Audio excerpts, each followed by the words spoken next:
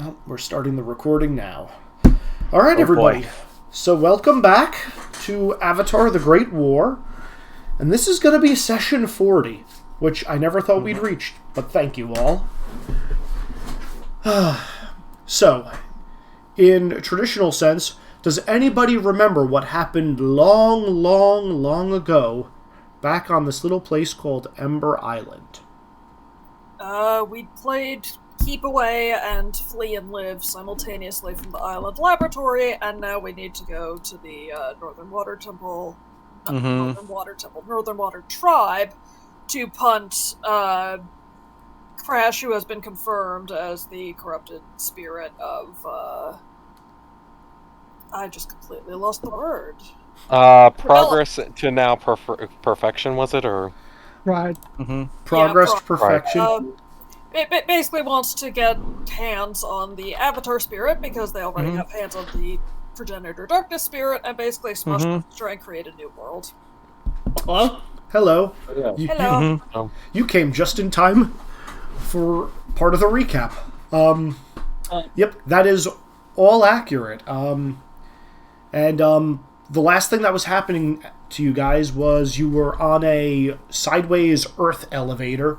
Right, because the ocean's gone. Because the ocean is gone, and as you're, traveling through the sandy dunes that were once the ocean bottom, heading back towards the island with the Forgetful Valley, you turn and look back at Ember Island as it is slowly being engulfed by magma. Those of you that look at it notice that the seemingly once dormant volcano is erupting with a unseen fury. And those of you with a keen eye, just because you know where to look, know that the little... Buddy, shush. That the rustic cabin that was hiding Kresh's lab actually is another vent point for said lava. Other things to note that you may have forgotten. While you do have Kresh's journal with you, you remember that there were several strange creatures on the underside in that lab, many of which you would assume perished when the lab was destroyed. However, the strange winged creature with Taran's face, you did see flying away from the island. Right, and the undead horse thingy with Terran's soul is with us. That is correct. You do, in fact, have the hybrid monstrosity that has Taran's knowledge, voice, but no eyes, and is just this strange amalgamation. Look, you said Terran's knowledge, and all I can think is doubt. Yeah. The other thing you have, on a more somber note, is you have the slightly charred but fully intact corpse of Commander Sung. Because when he went down to that lab with you, attempting to help, he did not make it out with his life. Oh. Yeah. Right, because Ziggy had him eat that attack. Yeah. Dan, you weren't there last time. We were just saying that you, along with a good chunk of the side characters, were waiting upstairs. Out of harm. The only ones that were down there were the Spy Master and Yukie, along with Commander Sung. The rest, Thomas, BB, etc., all were up top. So, as you guys head back to the island, there are going to be several locals who are going to be coming out and watching the explosiveness that is the eruption of Ember Island. And they're not really going to take much notice of you guys. And as you watch, I'm assuming you guys are... Well, what do you guys want to do when you get back to, relative safety? I thought we were booking it for the North Pole. That is an option. Yeah, I believe it was go back, get to the North Pole via the spirit world as fast as we could. Okay. I mean, you guys can do that. My questions are thus. Are you going to be taking the body with you? Are you taking all current NPCs with you guys? I thought we were going to give him a proper funeral, which is for a Fire Nation soldier, and then go. Okay. I mean, you guys can very trivially light a pyre and put his body on it.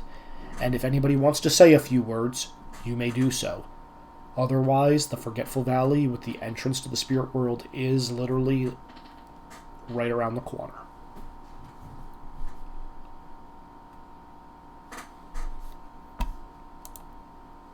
Yeah, I'd say probably give a burial and then leave. Okay. So wordlessly, you guys light up a pyre, and I think Yura would still give him a traditional prayer to, like, for what is due of the dead who died in battle. okay. As that happens, respects are paid. You get a couple of onlookers who respectfully leave you guys at a distance. The Grand Master will also say a couple of words related to spirits and how he might have been on the wrong side of this conflict, but he was willing to help out in the end to do what's right and set things back to the natural order. And as the pyre lights up and the sun very suddenly begins to sink over the horizon at an alarming rate. But fortunately, the moon is still high in the sky, providing you guys with some source of light. Is the sun going weird new, or was that also happening already? This is new as of when you guys first got to the Forgetful Valley. Got it. Like, when you guys left Ba Sing Se was not a thing. It is a thing now. Okay, that's what I thought I remembered. And, yeah, as the sun very quickly sinks over the horizon, you hear this strange gurgling sound. And you look off to the horizon as the final rays of sunshine are kind of peering over the islands and the dunes where the ocean was. And you see this massive tidal wave. Time to go! Doesn't quite reach the island, but the ocean is filling itself. Yep, time to leave. Yeah, Okay. this is bad. Yep. Okay. Okay, as you all leave, everybody, you may set yourself back up to max HP. Arashi has enough water bending at this point to get you guys healed up, but it is very inconsistent. Wait, I'm trying to remember last time. Was there something about the ocean we were told last time? I can't remember. Aside from it being just Erra- gone. Aside from it being erratic, you didn't get any information about it from the books. Okay, that's what I was trying to remember. Yeah, no. There was stuff about spirits in there, but nothing specifically about the ocean. Kresh did specify that he was finding ways to manipulate spirits. Using the corpse of Father Glowworm as a binding agent to put it into a mortal form. Anyway, you may all set yourselves up to max HP. So this is me telling you guys out of character as you are trivially entering this portal. From this point on, guys, do not expect to have consistent levels of healing. You are in endgame. As I stated last time, same rules apply, and I will recite it again for Dan's sake. If a enemy knocks you down to 0 HP, and they take a concerted effort to double tap you, meaning attack you when you are helpless, you dead. One thing we did learn is that swarms of minions can do this with separate attacks. Yes. Swarms of minions can do this very trivially. They are easy to take down, but you can be overwhelmed by this. This is also true for any villains, lieutenants, and or minions. It has always just been assumed, unless you guys have said otherwise, that you're knocking them out. Some of you have specified killing blows or death in the past. If you wish to do so, you just need to have an uninterrupted round. Or if you're out of combat, you just need to be uninterrupted to deliver the final blow. Death during a wartime is a certainty. The only question is who will live and who will die. The other thing that I'm telling you guys now is from this point forward, because we are in end game, and any number of sessions that this end game takes is going to kind of qualify as just one big session. While I will still be awarding hero points, so you guys can get a few more bonuses out of this, your collections will not recharge unless I tell you get one of them back. Okay. So use your collections wisely. Does anybody have any questions about any of that? Okay. Hearing silence, I am going to continue. How many collections do we get again? You guys have 3 collections. So Okay. Even me, because I don't think I ever got a third one. you did. You got a Okay. third. You got a third one 7 sessions ago, I believe. Yeah, I got it in my notes. You definitely. All right. Everybody had 3. You got one when no one else got a third one, or when everybody else All was right. at a third, you got up to 3. In any case, as you guys are heading down into the Forgetful Valley, between Rizik and Yira, you guys don't even need to make this roll anymore. You guys can trivially breach the veil from the mortal plane of existence to the spirit plane, and effectively fast travel. And once again, you will find yourselves in the spirit world, in what you know to be the Valley of Lost Souls, where there is a thick fog. But upon entering it, the fog will gently part and reveal a path up a hill, allowing you to exit without hindrance. Thank you, Mother Glowworm. At this point, I have to ask, your sidekicks, your NPC, all of you have someone that to some level you are attached to that is with you. Are you going to bring them with you to the Northern Water Tribe, or are you going to send them elsewhere with a specific task in mind? Okay, well, first, what type of task could we do? That's kind of vague. You tell me. If there is something you would like them to do that could aid you in this. My example of this is in the Pokemon game, you guys said you would have liked, get in contact with allies to maybe have them rally to you. I got an idea. Can we have someone go to the Great Library and maybe get that to help us? You may attempt. Who would you be sending, and what exactly do you want them to do? These are the questions that I want you guys to answer. I'd be up for sending Thomas, mostly also for the purpose of getting Thomas away from this fight Okay. in a safe area, but ask him to go to the library and see if he can get the library to help to get Franco's family members to come and assist with their wayward brother. Mm-hmm. And to explain what is going on. Well, then I probably would just send them to the library because we know at least 2 of them are there. Yeah, so I would send Thomas to the library with those instructions. Do we think it's worth getting the rest of the White Lotus also? Yeah, I actually summoning the. Yeah. Oh, we got to get Stone Gen, don't we? Yeah, we do. Mm-hmm. Yeah, we need to pull in allies. What's the best way to get? That's why I feel the library might be the best call, because it's the way to fast transport things, as long as the library is willing to do so. Right? I could send the Grandmaster to try and help with that. Yeah.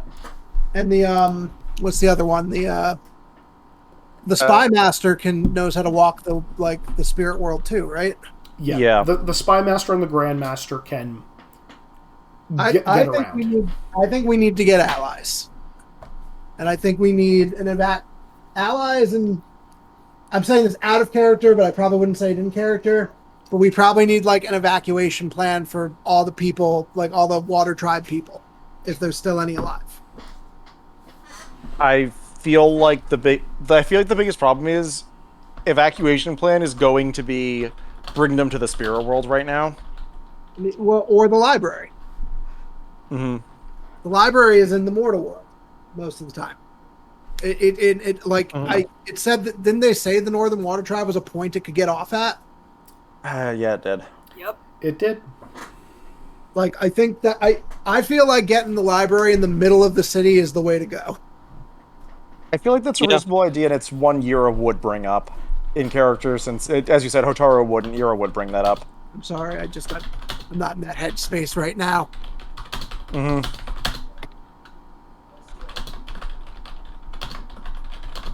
Okay.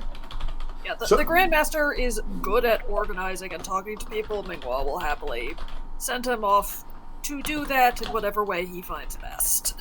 Okay. I think we should send the Spy Master too. What do you think? I think that's probably a good idea, because he is also probably pretty good at manipulating people and understanding them. Yeah, I think between the Grandmaster and the Spy Master, they can basically get any ally we need. The only can they convince the Red Lotus to come? Or should we send Arashi and names are failing me. Yuki? And Yuki to convince them to come help. I feel like sending Yuki is a better idea. If we're YOLOing into the Northern Water Tribe, having a waterbender present is probably a very good idea. That's true.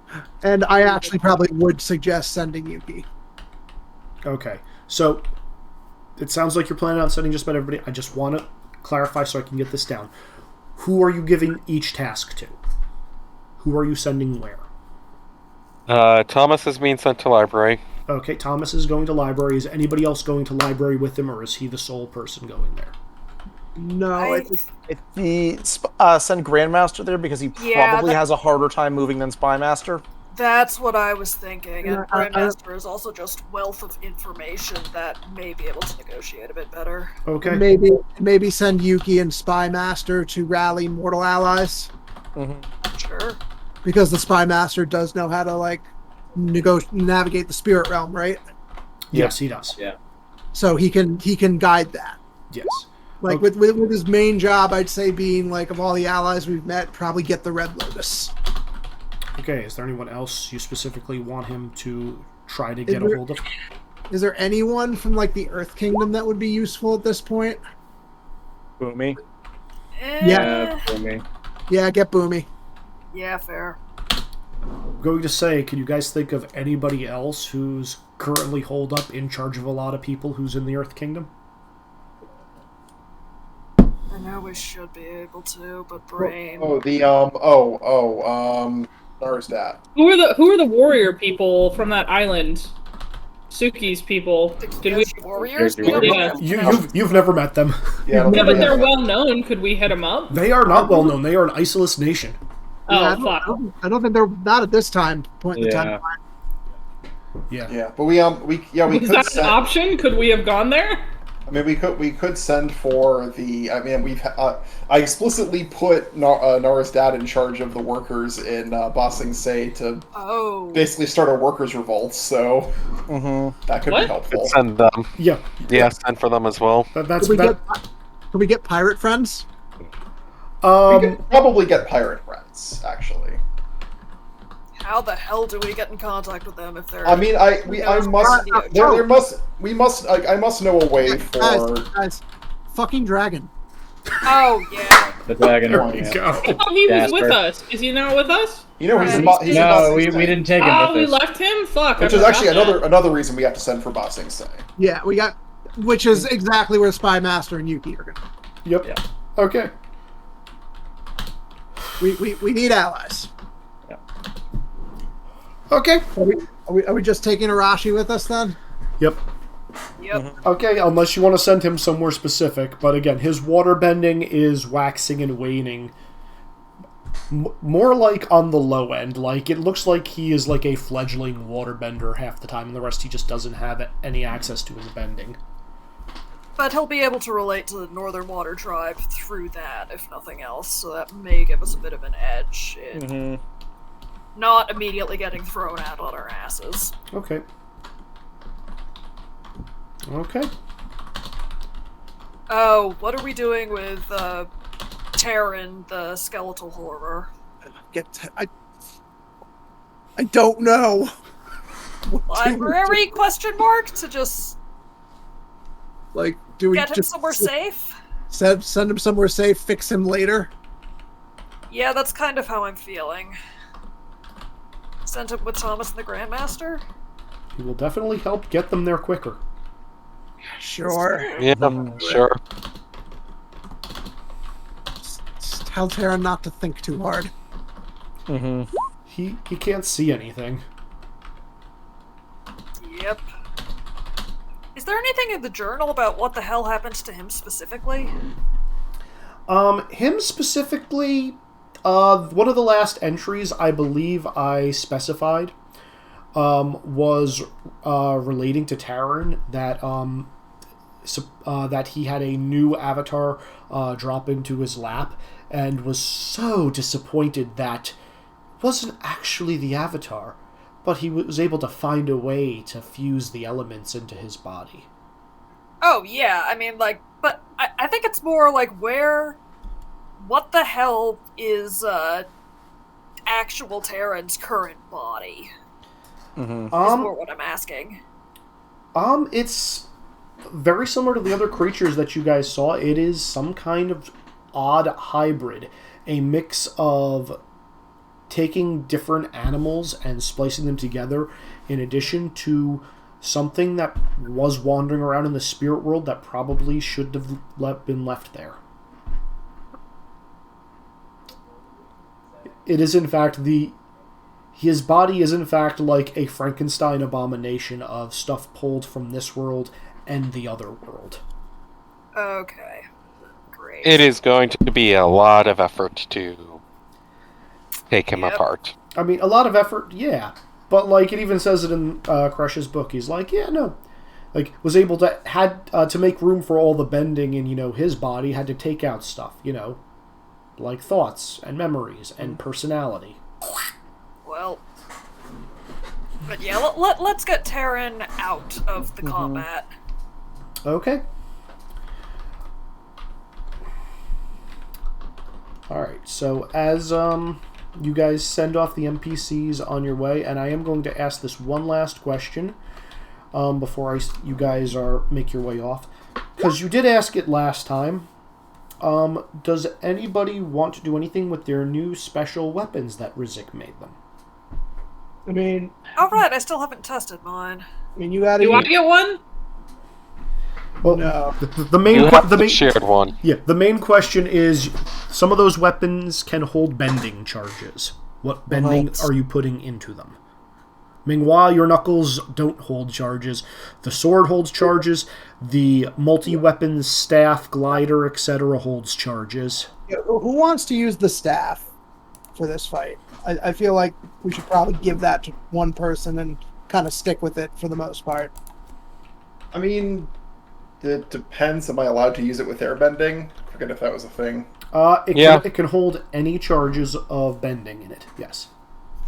It was also designed to be both basically a pole arm and a glider. Yes, and had a compartment for traps and like little prank stuff. It was the one designed for the usable by most party members. Yes. Okay. I mean, if no one else claims it, I am certainly fine with Han taking it.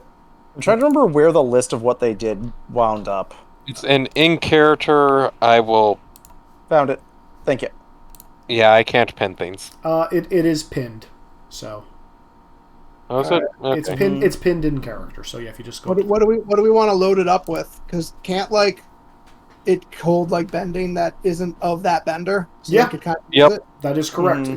So if, in theory, you could give it to Nara and whatever charges are in it. It could be 3 different charges of stuff.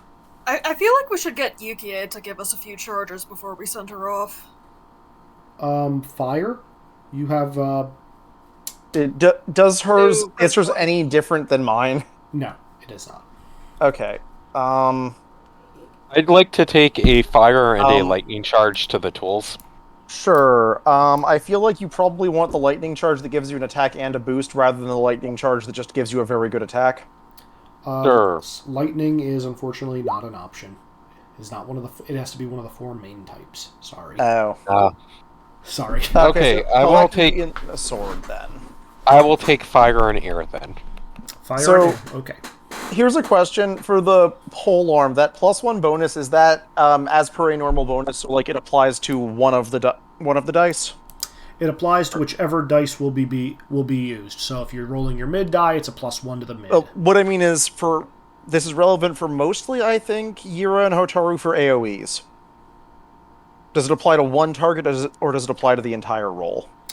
I'm going to say it applies to the entire roll because Rizik worked his ass off on these. The polearm should probably go to either Yira or Hotaru. Take it. Okay. What? In that case, who wants the sword which can store lightning? Most notably, the thing I just linked. Yeah. Probably. The sword can do fire and lightning, but only those On. two things. Here are the main three that I have for whatever charges people want of fire and lightning. Give it to Han and give him a bit more offensive power if he chooses to use it. Okay. That's not a bad idea. Mm-hmm. Yeah, that's fair. Okay. I guess who take? Let's see. I mean, How do the charges work exactly? I'm a little confused on I this. think it's you get one use of this ability per charge. You spend a charge. You're still using your ability. Whoever stores it in there, you will get a variation on that ability based off of who put the charge in. And Izzy, does color still matter? So if I put a yellow in, the person wielding it can't use that ability until yellow? I'm going to say only green abilities can be stored. We straight out give them an ability from like Yes. our character sheet? Yes. Ooh. Mhm. Okay, I'm not that... Okay, I have one ability then that is attack with electricity, ignore all penalties. And defend and reactions. So that'll be what's probably in the sword then. 2 uses? Unless what? 2 uses? The sword can only hold fire or lightning. That is lightning, Izzy. I know. I'm saying it can only hold fire or lightning, so you're the only person who can put stuff in there. Right, that's why I was asking how many uses someone wants. Yeah, so I can't put lava bending in this? You cannot. Okay, well, the only earth bending thing I have is a max hinder. Is that in green? Yeah. Put one of those in the polearm because that might actually be very useful for me to have because I otherwise only do damage. Well, who are you taking the polearm? Yeah. Okay. Yeah, I'll give you a stone. I'll give you 1 stone charge. Okay. Can you link the ability? Yeah. Also, what die is stone? For me, Yeah. a D10. Mm-hmm. All right. As you guys Okay, can we potentially discuss this spell in character and possibly move on, or... Yeah, but I will let you guys type that in character and deal with it later. Is there anything else you guys want to do, or are you just going to beeline it for the Northern Water Tribe? I mean, I don't think there's much more we can do, right? You guys can do whatever you want. You can ignore this fight if you want. That's a bad idea. It's a very bad idea, but you can do it. Yep. My one last question is, Dan, what do you have for green abilities with airbending? So I have looked at my character sheet a little bit. So the answer is not a ton. So I have a single target attack that lets me treat penalties from the enemy I'm targeting as a bonus. I have a 2 target attack, 1 using mid, 1 using min, and then I have an attack that also lets me defend with my min die. Can you give me a charge of the penalties to bonuses one for the polearm? Yeah, sure. And just link what the ability is? Yep. Cool.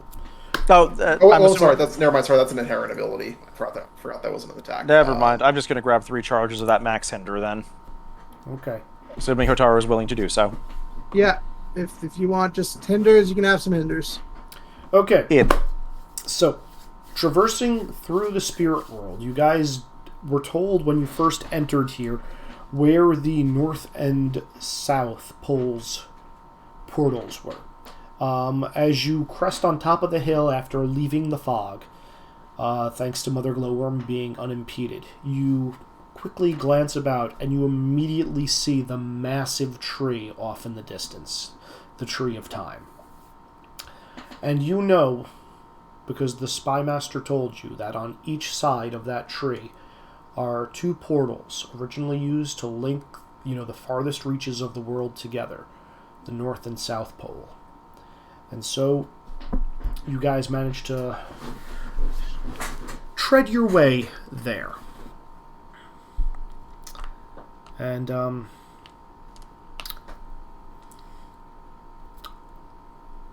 as you do so, you do see a couple of people off in the distance, high in the air, some of whom are playing with spirits, completely unaware of what's going on in the material plane.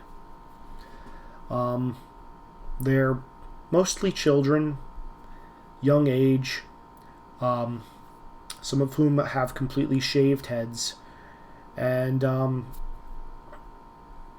off in the distance there you will see one man whom all of you except for, Han, because he was unconscious at the time, recognize. You see the elderly goateed man with airbending tattoos. I'm gonna nudge Han to go talk to him. Yeah. The Grand Sifu. Oh, God. I had his name right here. Peisang. Okay. Han will go and approach him. Yeah, he's going to look at you, and it's strange. You're looking at him, and this was the head monk of the Southern Air Temple. Like, he was the one who, even the older ones who were on the council, he had final say of everything that happened in the temple. And as he looks at you, you've seen him many times, sometimes laughing, sometimes very stern, but now he's looking at you and his eyes just do not recognize you.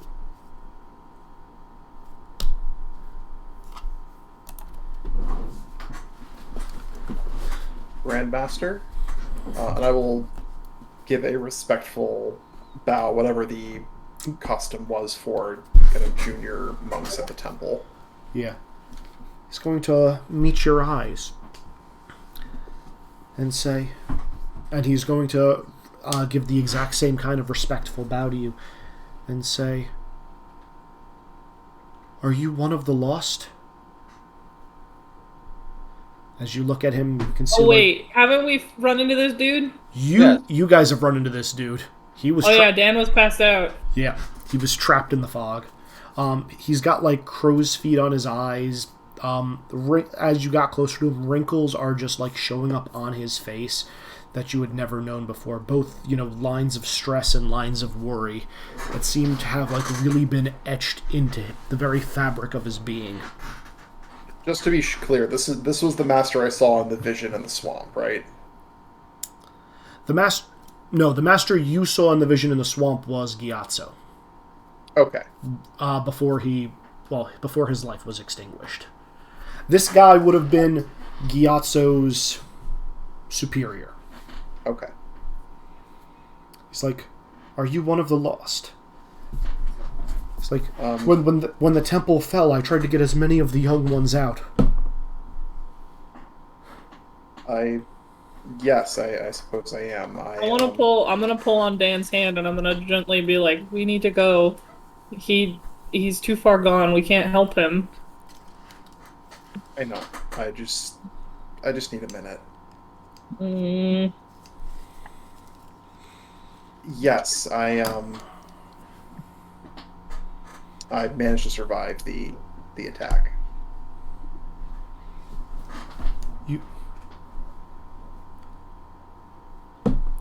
How have you survived this long? Running, mostly. I kept my head down and For a long time, tried to pretend I wasn't an airbender. You should never pretend to not be who you are.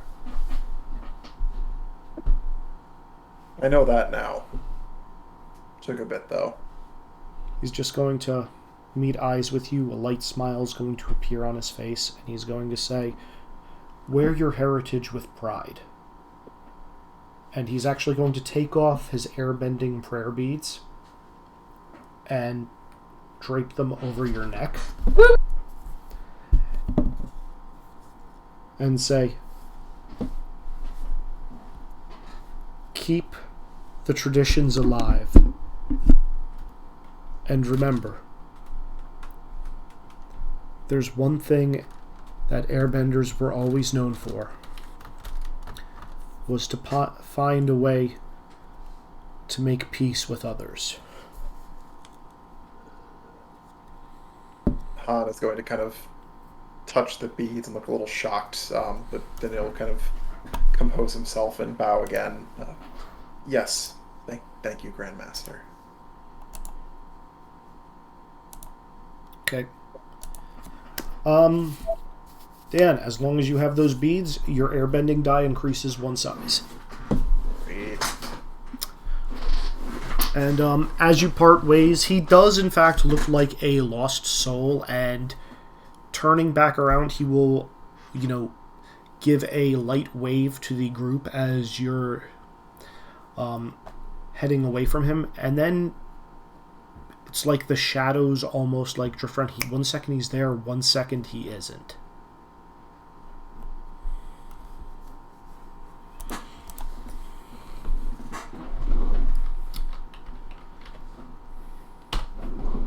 With that, Bow his head and walk back to the group. Mm-hmm. So, the weird thing about the spirit world, everyone, is time doesn't work quite right here. It just seems like it's always daytime. And if you think about it, that makes sense, because there's a spirit of the sun and there's a spirit for the moon, and those are the two things which keep the time, separating one day from another. But in the spirit world, it's always just bright. And depending on the spirits that are around, you might have rain, you might have clear skies, you might have fog, you might have mist, you might have snow. But as you travel, the time just kind of blends, and you're not sure how long you are surrounded by the strange flora and fauna that doesn't quite make sense, unlike things you've ever seen before. And yet, in this instance, as you're walking with purpose towards the Tree of Time, there's almost like a sense of reverence you're feeling, as though everything in the spirit world seems to be mustering behind you. Because the spirit world is connected to each other and to the progenitors.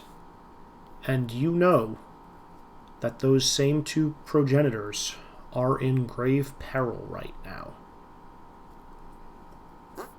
And it seems like the spirit world is trying to right itself and, in a sense, champion you 7 to go do what the spirits here are incapable of doing. And before you know it, you find yourselves before the Tree of Time. Gnarly-looking piece of wood, completely void of leaves, and in the very center, a large crater. Looks like it once caged a large creature. Now, much like its leafless branches, empty.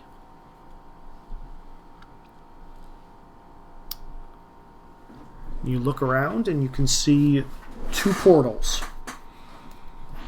connected by a twisting stream from one side of this massive area to the other.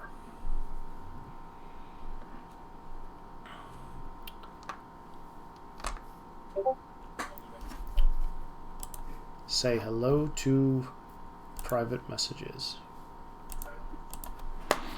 In a sense, you are all at the crossroads of your destiny. Are you ready to take the final plunge?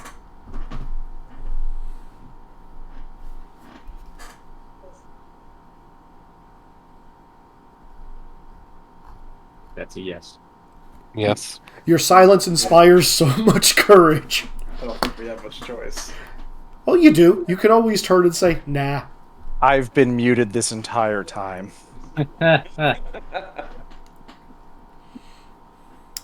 Also, yes, ready. Okay. Well, Yira and Rizik, you both know the ritual rites to get everybody through this thing. Rizik, you know the methodology, and Yira, you can kind of toss your mind into the mortal realm, waiting for your body to catch up. And as all of you kind of step into this watery portal, you are encased in light. And in the blink of an eye, you find yourselves in a lovely grassy oasis. Nice little tree standing high over top of you guys, providing shade from the scorching sun that is high in the sky.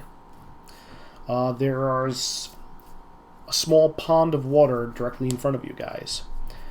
And immediately surrounding you are several individuals in rough shape holding spears.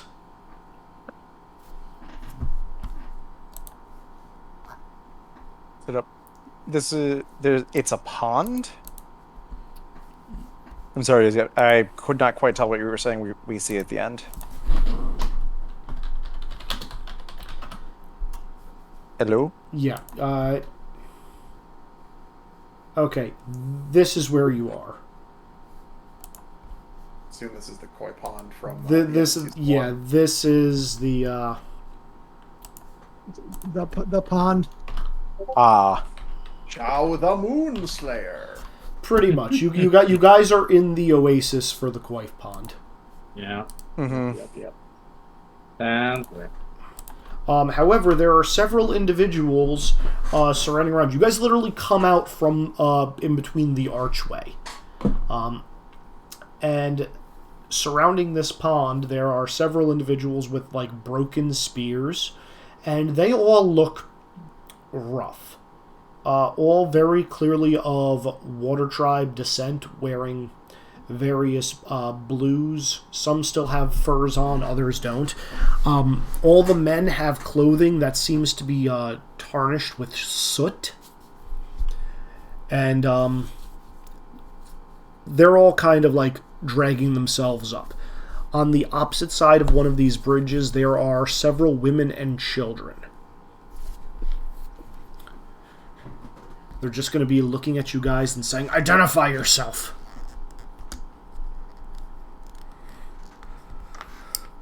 I'm going to I was going to nudge Han forward. Oh God. Oh God. How do I explain what worked? You're a king who's from the Earth Kingdom who's here to bring the cavalry and aid the water tribes. Yes, I'm sure that sounds very convincing to the strung-out men with spears. It's better than my answer. Okay, fair. Look, this is probably very hard to believe. I am Han Bahon. I am the King of Omashu. My companions and I have traveled far and wide across both this world and the spirit world in order to prevent a coming catastrophe. And it looks like that catastrophe may have come to you. Judging by your, how roughed up you all are. He's just going to be, like, glaring at you and say, "And how do we know you're not Fire Nation?" You know what? Han has had a very, very, very long day, so he's literally just going to fucking airbend in front of all of them. He's actually going to just fall off a small tornado around him and like lift his feet off the ground a few inches. Make me an overcome, please. Okay. So air.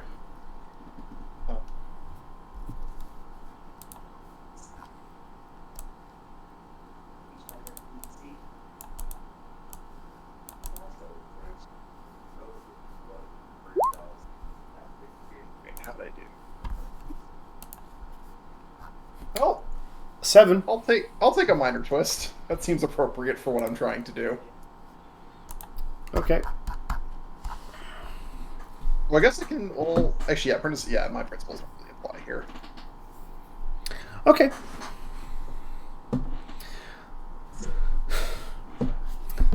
Yeah, so yeah, the main guy who's like looking at you with kind of like graying features is just gonna be like, lowering his spear a little bit. And there's gonna be, one guy standing right next to him was just gonna be like, that's exactly what a firebender would do. And he's just like gonna like try to get even closer with the spear. Gonna try to cut you for 1 damage by just getting a little too over anxious with said spear. Before the graying individual like immediately stops his hand. You know what? I am just gonna take it. I'm not even gonna try to defend. Okay, it's 1 damage. Because that's your min. And he's just gonna look at him and say, enough! Art.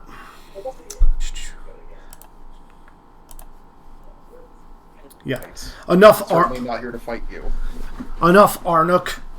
Airbenders have even more reason to hate the Fire Nation than we do. Of course, Arnuk's the one being overzealous. Yeah. He's gonna look at you and say, I am Chief Skiri. And if you're here to help, I beg you to do so. My people are completely at wit's end. Most of my warriors have been captured. Our bending has failed us. Most of us are not in fighting shape anymore. Sent for more reinforcements, but they may take some time to arrive. In the meantime, let us know everything you can about what's going on. Okay. Guys, I'm going to call for a 2-minute break because I need to pee. Then we'll get back to that. Okay. Okay. Dumb question while we wait. Did we give Nara the bag? I have a bag? No, I have the bag. The chaos one. Oh, yes! Give me the bag. Oh boy. Taking a group consensus on this. Do we give Nara the bag? I vote yes. Sure. This sounds Because, like a like- terrible idea. Oh, it's absolutely a terrible idea, but I'm But- very responsible now. As Look at long- me you know, being all responsible. I'd say probably just because, like, Yeah. it is best person to probably use it, and we kind of want all options on the table at the moment. Yeah. Just promise us you won't use it until we get to the Fire Lord, because that way, when we all die, at least the Fire Lord will die too. I put my hand over my heart and I say, I promise. Okay. Anna's going to look behind her back. Yeah, to I was make sure about there's to not a finger cross. I'm not crossing my fingers or any, no toes, no nothing, no crossies. I promise. Okay. I'm very, very responsible now since I became a spirit. All right, then I'm going to wait for Izzy to get back so he can enjoy the moment. I'm waiting for you to say no. She was just crossing her eyes while she said that. I'm the spirit of loyalty, goddammit! I'm responsible! Loyalty is not the same as responsibility. Those are two very different things. You be quiet. Does Nara understand that those are two different things, though? Yes.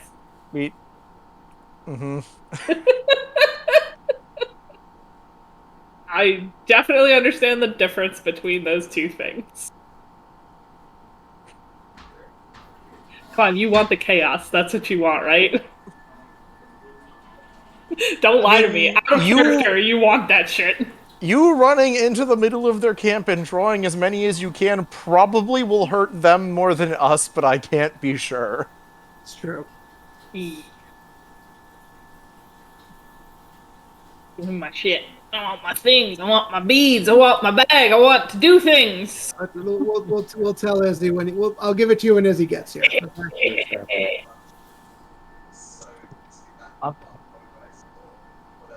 I just figure it's endgame, and hopefully it'll do something. Okay, I return. Izzy, while we are moving, I have a thing to do. Okay. I pull out the rock containing the seeds, crack it open, and toss it to Nara. Okay. I'm like, just wait. I'm like, just wait until we're actually in the fight, all right? You got it! And I salute.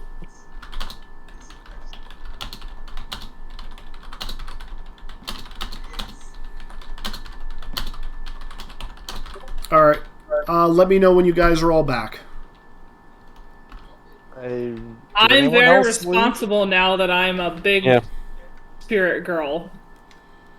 All right. I'm back. Okay. I'm going to run down. Dan, you back? Yep, I'm here. Wex? Yep. Ziggy? Ziggy? No Ziggy. Kenzie? Yes. Sean? Yep. Nick? Yep. Okay, we'll just wait on Ziggy and Lore. Wash is here too, but he's not relevant. Wait, I Wash. Hey, what's up? Wash. I'm gonna get to do fun things. I heard you just got handed a card deck, so now I have to listen. No, it's like a bag of beads or something stupid, yeah. It's a bag of seeds, yes. Okay. I'm definitely not just gonna throw it like a bomb and go, woo, bitches! That, in fact, might be better than many of the alternatives. No, I was watching The Boys, and knowing what's in that deck, if it is what I have been told it is, this might be the thing with more carnage. Hell yeah. Take it. Okay. Good luck, everybody. Ziggy, you back? No response. Ziggy, no. I need you to be the voice of reason. No, I got him to say yes too. The reason's out the window. I don't know why you Which people character agree. is reason, and why does it need to be professionally voice I'm acted? responsibility and loyalty. I'm the spirit of loyalty, which makes me responsible. We established that that's not necessarily the same. That's thing, but exactly what it is. if you want to think so. This is gonna be me. Great. Love it.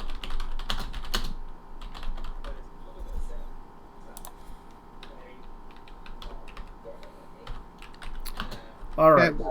I will give until 8:10. Then we will. How's everybody doing? I think everyone. Are we all here? Ziggy's back. Laura, you back? Yeah, though I'm downgrading myself to listening unless specifically poked, because I just do not have brain tonight. I'm sorry, guys. It's okay. Happens. Okay, so we're actually going to transition maps, everybody. Boy. So Chief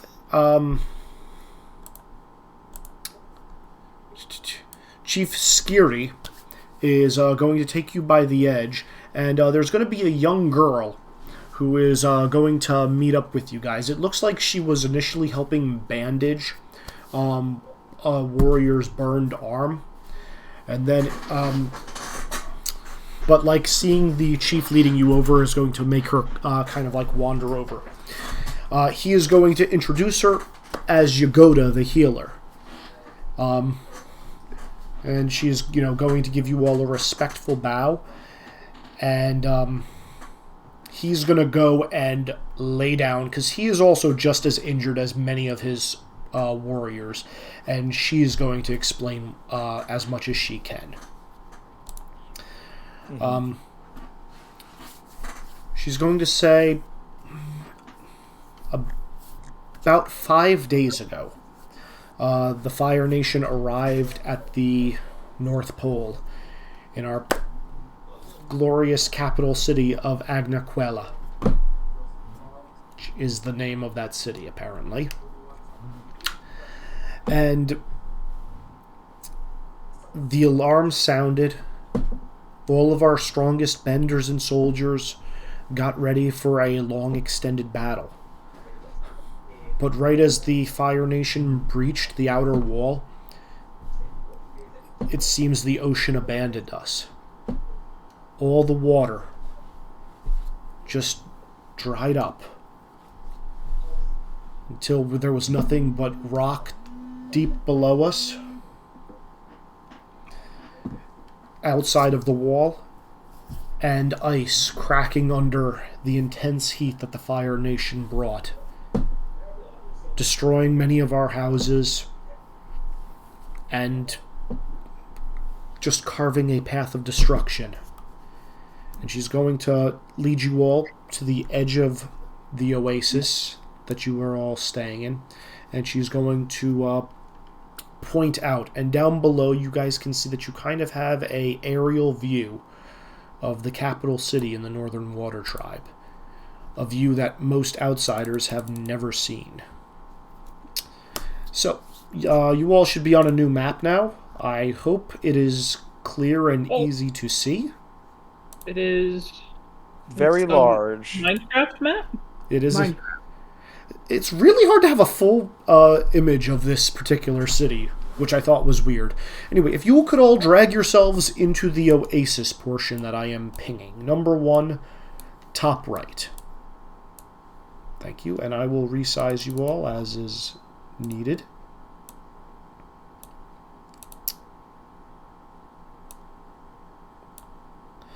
So, Yagoda is going to point down and say, many of our warriors and were taken prisoner by the Fire Nation.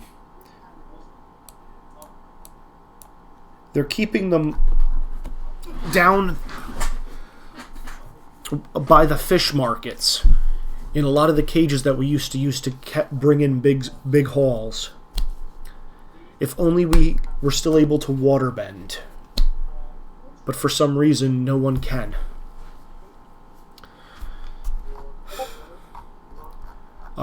She's going to point out different locations within the city.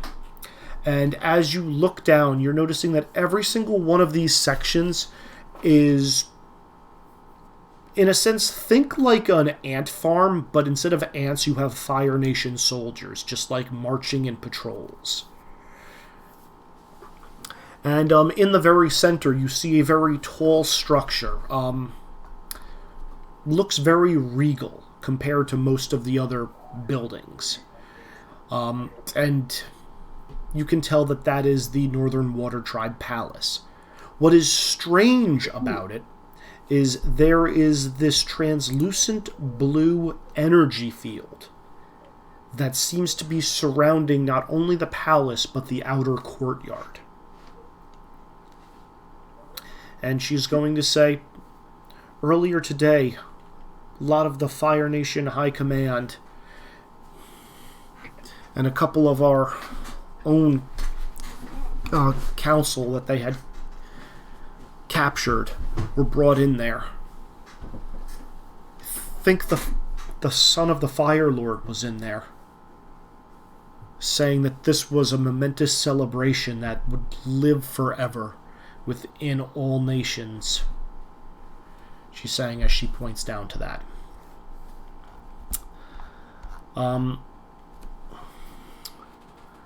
So I'm not going to say there's a roll needed for this, because after looking at it, because it literally sticks out like a sore thumb, and because of Rizik and Yira, you guys would just get this.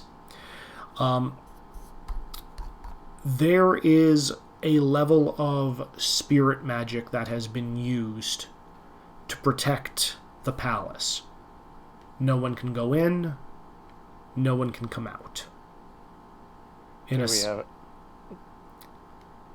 Sorry, say?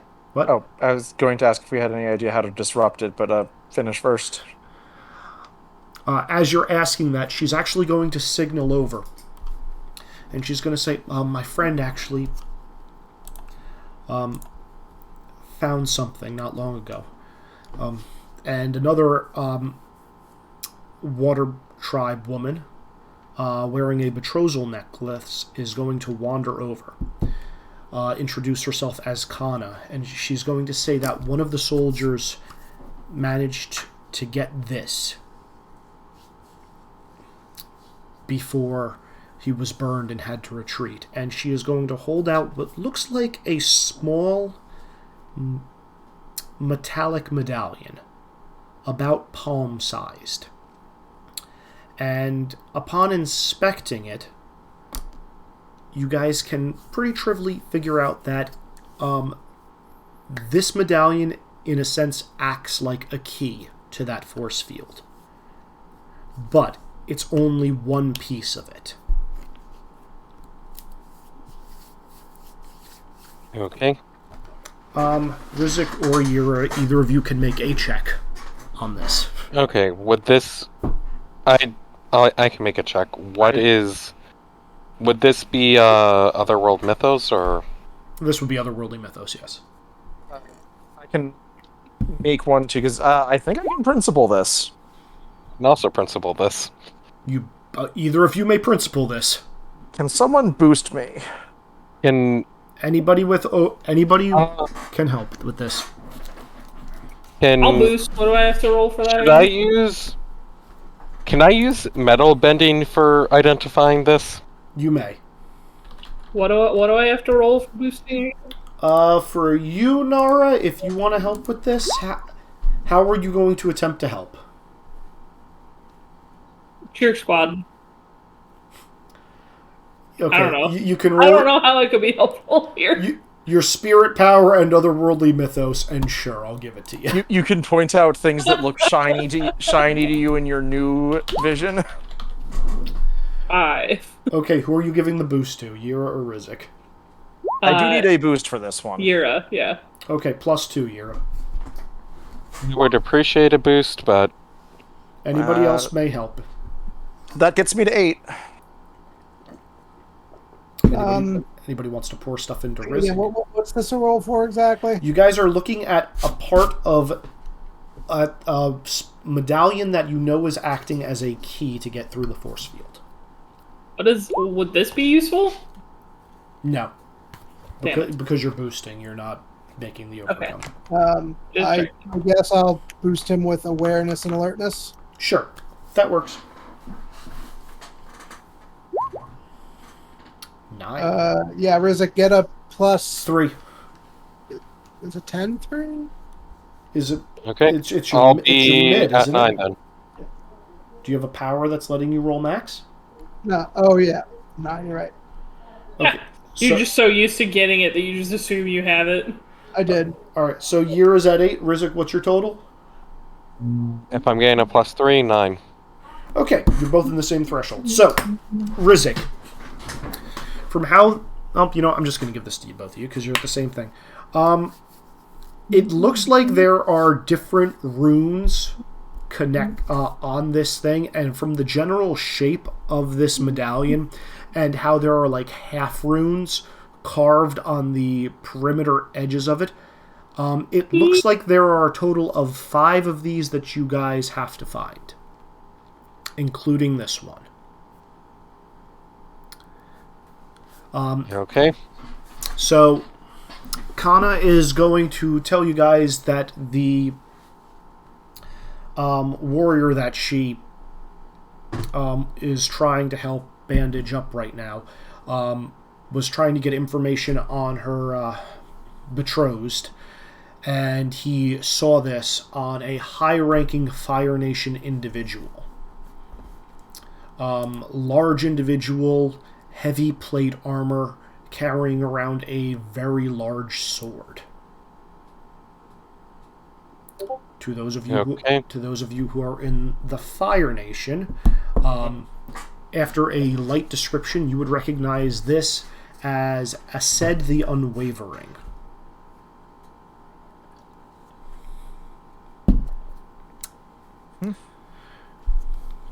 Do I know anything else in particular about him? He's on your list.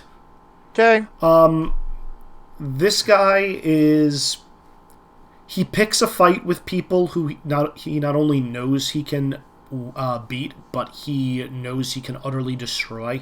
He kicks them when they're down, and he's known for, at least within command, going back into villages and, like, exerting command and pressure over people after they've already surrendered, just to prove a point, to prove he's superior.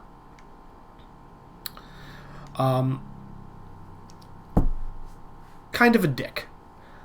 Kana's gonna say that if she had to guess, there are other high-ranking members of Fire Nation Command who are not inside for the ceremony, whatever it is they're doing in there, that are out patrolling.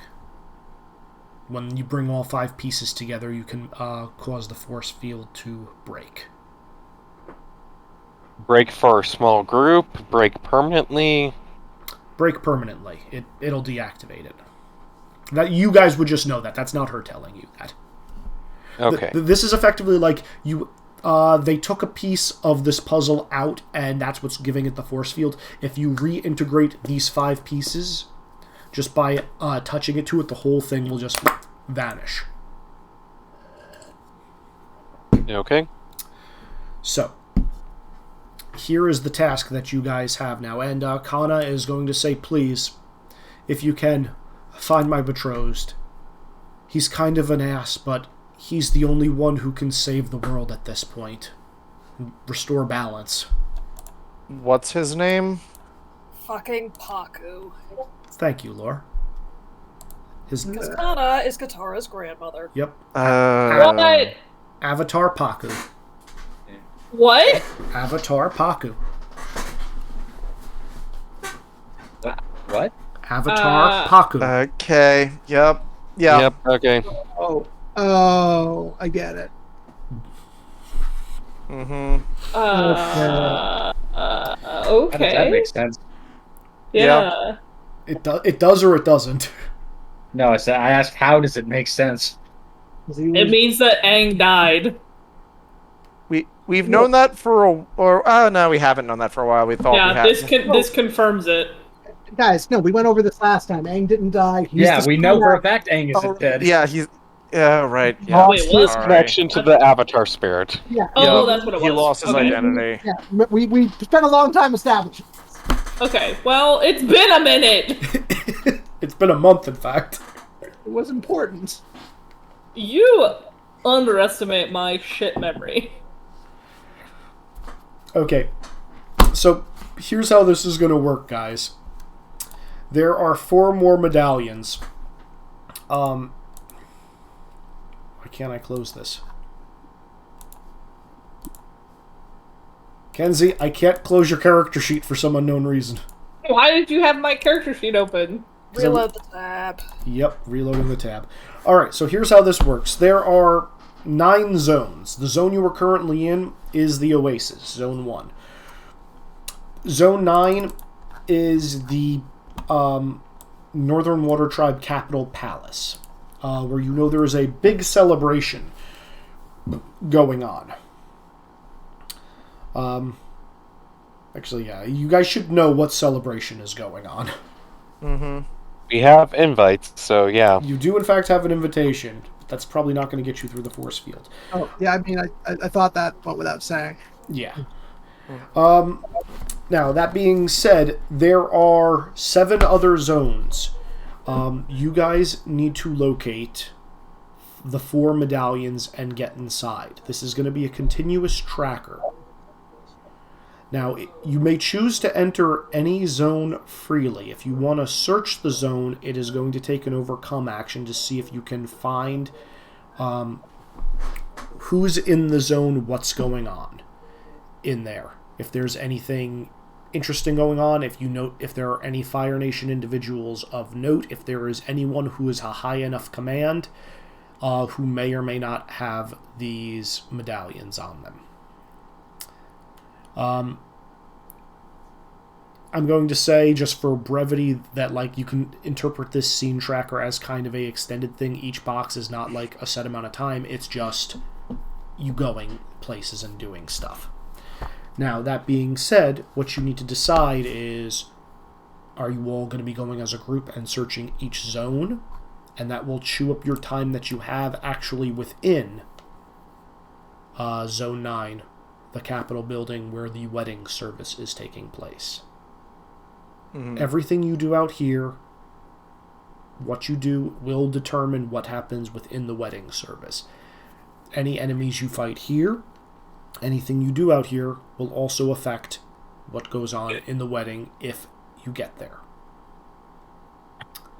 Does that make sense? There would be no way to kind of either build a tracker or use metal bending senses to get a better idea of where the other puzzle pieces we need are? I'll let you do that if you want to waste 7 turns doing it. 7? 7. You're saying I can't. It's going to take too much time, is what I'm saying. Sounds like we want to split into 2 or 3 groups. Yeah. So. Yep. I call going with Dad. Okay. So real quick, and you guys can get to wherever pretty trivially. Zone 2 at the very bottom is the wall. From the oasis, you can notice that there is a large, I'm going to say scar along the inside, which is allowing, probably allowed the ships, but there's no water anymore, and the tanks to freely go from inside to the outside of the city. Zone 3 is the docks. There are several grounded, for lack of a better term, Fire Nation vessels there. Zone 4, you're going to be explained, is where the warriors would have kept their armor and weapons, so they were close to the front lines. But you're looking at it and you're like, again, every area that you see is pretty much crawling with Fire Nation soldiers. Zone 5.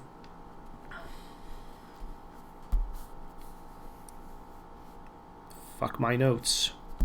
Zone 5 is what used to be the equivalent of a farmer's market, a fresh fish market. You can smell the wafting of rotting fish from where you guys are standing presently. And it looks like there are a lot of several, well, for lack of a better term, water tribe citizens in cages down there that are not looking too good for their wear. A lot of them need medical attention. Some of them look like they are willing to fight, but they cannot do so either due to lack of weapons or they've been cut off from their bending. Zone 6, directly above that, is a lot of lower class dwellings. Again, you see people marching around there. There are some people, again, water tribe citizens, who are trying to sneak around alleyways, but then very quickly shutting doors and trying to lock themselves in. And then think just like raids where Fire Nation people are coming, kicking doors down, etc. Zone 7, you're told, is where the nobles, waterbending masters, people on the council, very rich merchants, artisans, etc. The higher class would be living. It looks like a lot of that area is on fire, and it looks like when soldiers are entering a building there, they are leaving with their pockets more full than they went in with. And Zone 8, on the opposite side, you're told is where the main waterbending school was, with a full practice field. So, those are your... I could assist with a jailbreak and arming people. Though I'm not sure if we would want to do some other stuff first before we do that. Yeah. That would probably draw the attention of their most skilled firebenders and people most likely holding these keys. So, so do we want to do that, or do we want to hold off until we've searched a couple other places and see if we can get a couple of the keys and things in advance and do that at the end? I'm thinking probably actually in the middle. Do we want 2 or 3 groups for this? My first thought is split into 3 so we can get an overview faster. I think do at least one round of split into 3. Yeah. Okay. Also, who has not dragged themselves into Zone 1? Kakan, why haven't you dragged yourself into the Oasis? Oh, sorry, I thought I had that. I don't see you unless you're very tiny, but you shouldn't be very tiny. No. There we go. There you go. Okay, so, however you guys want to split up is up to you. Just tell me which zone you want to go into and who's going with you, and then drag your characters to that area. And we will discuss what happens when we get there. But I do ask that you guys, if you're moving as a unit in groups, that the entire group goes at the same time for this. Oh, yeah. 6 and 7 are where people are there's still some fighting and active looting going on, right? There is no fighting happening as far as you can see. 7 has looting, 6 is having raids. From what you can see from where you are. I will tell you guys, there's stuff happening everywhere. Because in a time of war, if you have the advantage, you press it, or you find something to do in your recreation. I still think 6 and 7, at least we should have some people going to 6 and 7 at the beginning. I mean, it sounds like Nora and Han are forming the base for one group, so Yo. else splitting. Best team. The two of us should be in separate teams, as both of us will best be able to recognize the types of people who will hold these. Yeah. Best team over here. Who wants to join the best team? I'm gonna say... So, between all of you guys... Uncle Rizzik, it sounds like you're joining the best team. All of you guys, after, seeing the medallion, I'm pretty sure everybody in the party at this point has... Yeah, no. Everybody in this party, period, has a way of, if you make the overcome, you will know if the medallion is in the general vicinity of you, after you look around for a bit.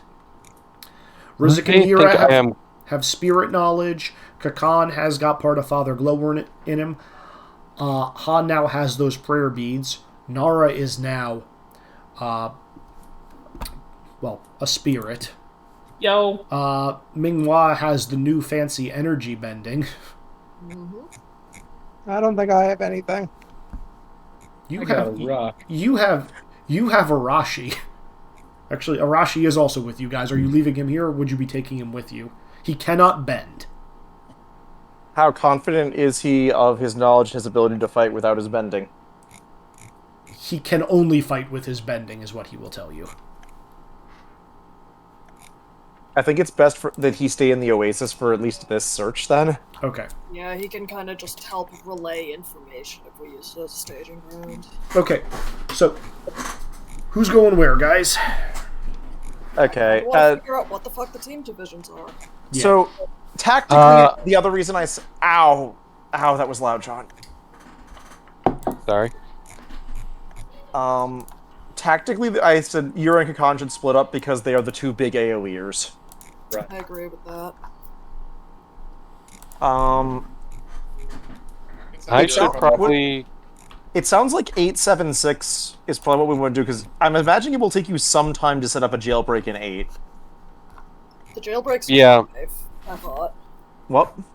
I thought the jailbreak was in 5. Yeah, 5 is where the people are being kept. Oh, so, okay. I thought was 8 the weapon where the weapons are kept then? Okay, 8 is the waterbending school. 7 is noble houses. 6 is lower class houses. 5 is the fish market / where people are being kept. 4 is weapons. 3 is the docks, and 2 is the wall. I'll go 6. Okay. So we have to do the prison break later because we don't want to trigger a major military response. Yes. Mm-hmm. Until we're So where should I throw my seeds? hold off on those. Wait for the wedding. You know what? I'm just gonna say Yes. Mingwall goes. When they ask if anyone objects, throw seeds. Got it. Mingwall's gonna follow wherever Kakan goes for the time being. Okay. So how about Nara and I go with Yura then? That sounds good. I'll go with Rizik. Okay. My plan at the moment would be to go to 4 to see if there's anyone important there that can get a medallion from, and then also see if we can subtly steal weapons, which between Hotaru's earthbending and my metal bending, we might be able to just move the weapons underneath and out of the armory and bring them with for helping with set up the jailbreak in 5 later. You do understand we're standing on ice, not earth, right? Right, fuck. Whatever. Like, I've got my collection of rocks, but I'm a little more limited in that regard. Yeah. You know, metal can go through water without much problem. I mean, so can rocks, technically. Yeah, but we'll hold them, we'll bring them underneath the ice and carry them underneath the ice. There's permafrost somewhere. Is that not considered, like, land, or... I mean, this is land, like, it's ice, but the thing is, you're noticing that all the, like, ice surrounding this city is, like, it's seeping, I guess is the right word. It's dripping. It's melting? Yeah. There are a lot of firebenders here. Hmm. And the sun is bearing overhead. All right, Rizik, you're in 4. Who's going with you? Hotaru? Yep. Okay, move yourself over there. Hotaru might be taking point on that. Okay. Kakan and Mingwa, where are you two going? Khan was probably looking to stop the raiding / Well, who's doing the looting? Well, other waterbenders or Fire Nation? Looting is Fire Nation in 7. Yeah, Fire Nation in 7. Okay, then I'll do that. Okay, it's rich, noble people. Mingwa, you're going there too? Yep. Yeah, definitely doing that. Okay. All right, which group would like to go first? 4, 7, or 6? Probably 4, because I'm going to have to drop off very shortly. Okay. Yeah, that's Good idea. 4, you go first then.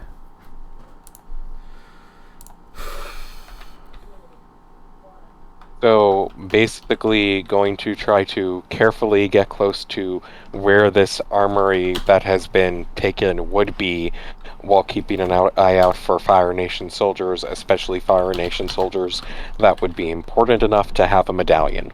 Okay. So, Rizik, Hotaru, one of you make me an overcome, the other of you may boost. You're probably better at overcoming here, so I think I should just keep boosting you. I don't have an awareness or I don't think I have a principle that will let me roll max. I would probably be rolling lightning calculator and my background die and my green die, which are 2 d8s and a 10. So what are we trying to do again? Make our way over there stealthily while keeping our eyes open. Does it have to be stealthily? I mean, it doesn't have to be, but if you guys want to, like, get people's attention... All right, I'll take point then. Izzy, I'd like to justify a principle. Please, engage me. Principle of the inner demon, because I am determined to get to that wedding and deal with problems. The wedding is still fucking happening? Yeah. With all this crazy shit happening? That's what's in the chapel, Kenzie. It's happening because of the crazy shit. Yeah. They have weird priorities. I'm going to roll for boost using basically my ability to think very quickly. Sure. And to, with being a former weapons inventor for the Fire Nation, kind of know a little bit about their patrols and the like. Sure, that works. All right, can I use that principle? You may. Okay. Take a +2. Okay, that gets me a 10. 10. Okay. So, Riza, Kotaru, as you guys are scampering around, you're actually noticing that there are a couple of... Well, there's a lot of people in this area. A lot of the, foot soldiers of the Fire Nation are, like, grabbing weapons, and they're making different piles of them, and they're organizing these things to a T. And you're noticing that there are two individuals that are barking orders at everybody. I believe both of you would be aware of who these two individuals are. One of them is, they are not generals by any stretch. They are two commanders, but they are very famous commanders. They are respectively known as the Dragon of Dawn and the Dragon of Dusk. Izuku the Rising Sun, rather thin-framed man, who's pointing out and shouting at all these soldiers who are immediately snapping to attention and moving stuff to where he says. And Masako, the Setting Sun, who is a woman who has just crazy amount of sharp-bladed weapons on her that she is, like, pulling out and kind of absent-mindedly not paying attention to the group. She's, like, got her finger on the edge of the blade and then just, like, breathing on the edge until it comes to a fine red tip. And then she's just poking it very absent-mindedly. These are the two commanders that were in charge of raiding the Southern Water Tribe for the better part of a decade. And as you're sneaking around, noticing that, yes, there are several piles of weapons that you could probably, abscond with, you're noticing that both of these commanders have a medallion.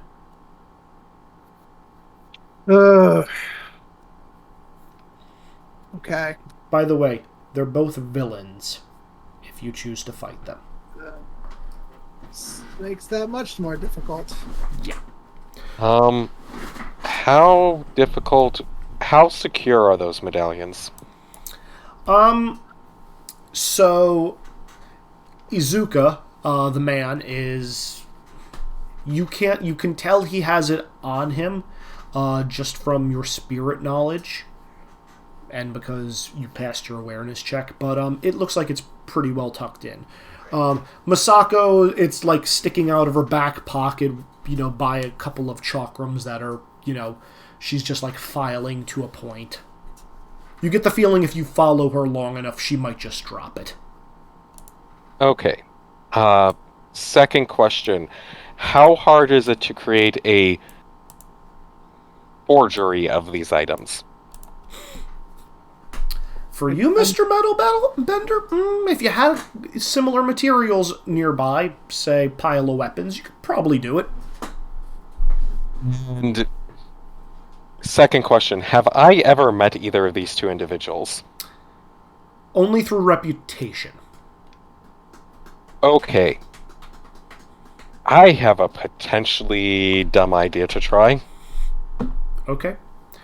But you did make your awareness check. I'm going to say that is your guys' turn now. Please. Okay. Things up. Which group would like to go next?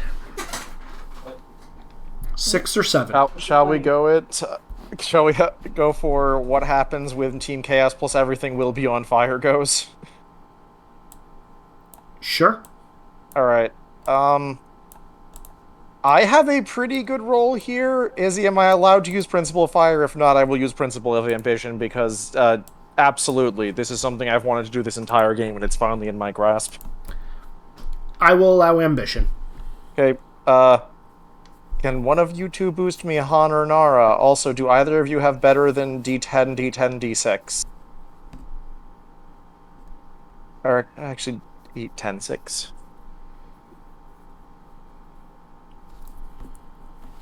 Please don't do numbers. One of you just decides to make Dan, Kenzie?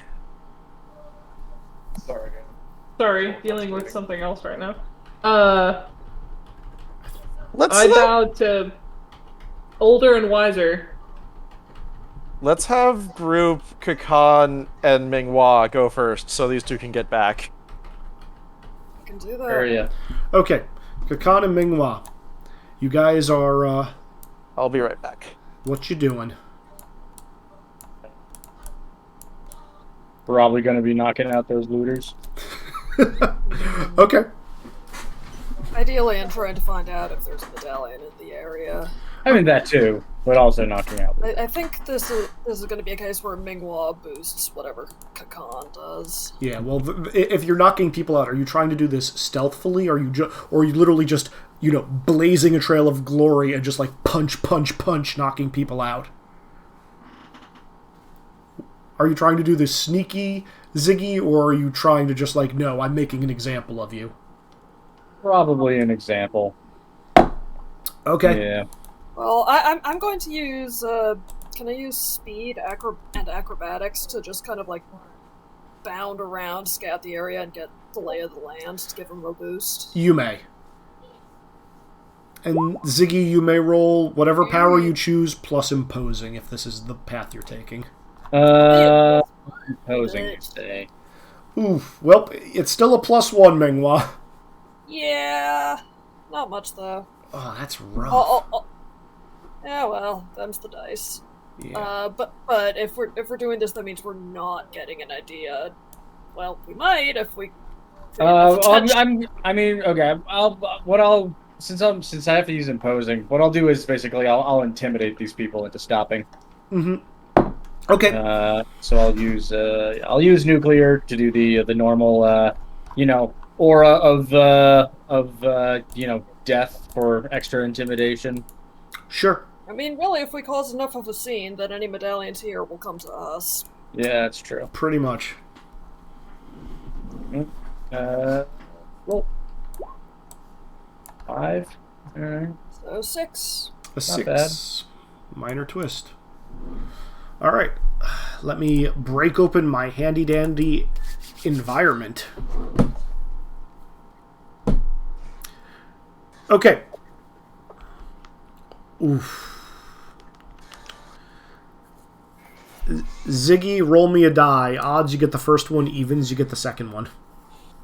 Any particular kind of die, or just any? Doesn't matter. Something that's got odds or evens.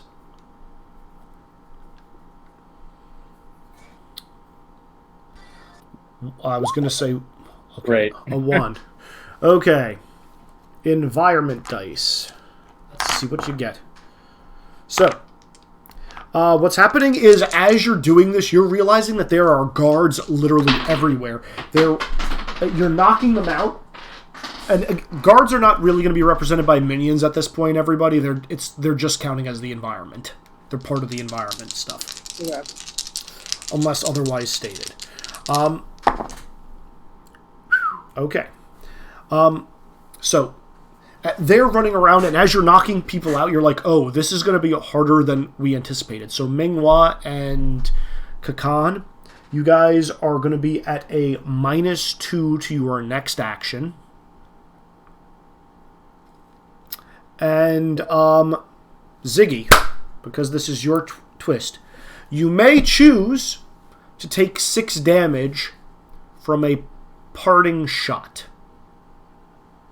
As you look up, I'll take 6 damage. Oh, you didn't even want to hear the alternative, but okay, you can take the 6 damage. If you don't take it, the scene tracker advances. Yeah, no, I'll take the 6 damage. Okay, take 6 damage. Yeah, and as you look up to see the parting shot, you see this large gorilla-like image of a man. And he is just going to be, like, staring at you. He's almost as big and as broad as you are. And, Ziggy, you actually would recognize this individual as Commander Dosan, hero of the Fire Nation. You probably tried to get into his battalion at one point before being transferred outwards. He is famed for the rigorous battle of the Western Air Temple, where the crafty airbenders almost, overcame him and his men, but through his careful planning, he was able to overcome them.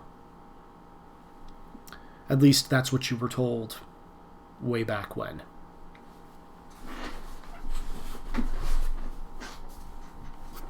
So when did I last see him? You never saw him. You tried to get into his battalion at one point. Right. He's a war hero. Gotcha. Also, he has several medals pinned on his chest, one of which you recognize to be similar to a medallion that Rizik and Euro were showing off earlier. Gotcha. Okay. Has he noticed me already or no? He's the one that threw the fire at you that dealt you the 6 damage. Gotcha. Do I have an image for him? Nope. Okay, I'm just going to use the combustion bender.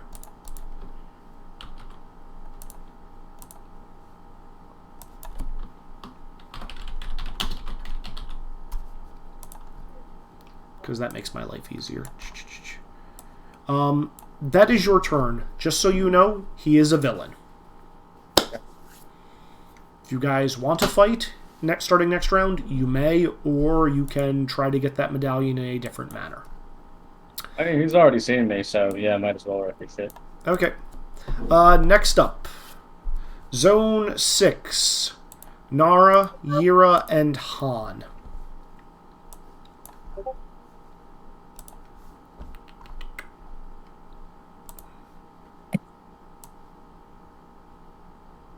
Okay. Can you hear me now? Yeah. Yes. Yeah. Yes. Have you been speaking this whole time? No, just very recently. I was asking if you and Han were here. I'm here. Okay. Dan. I am here. Okay. All right. Alright.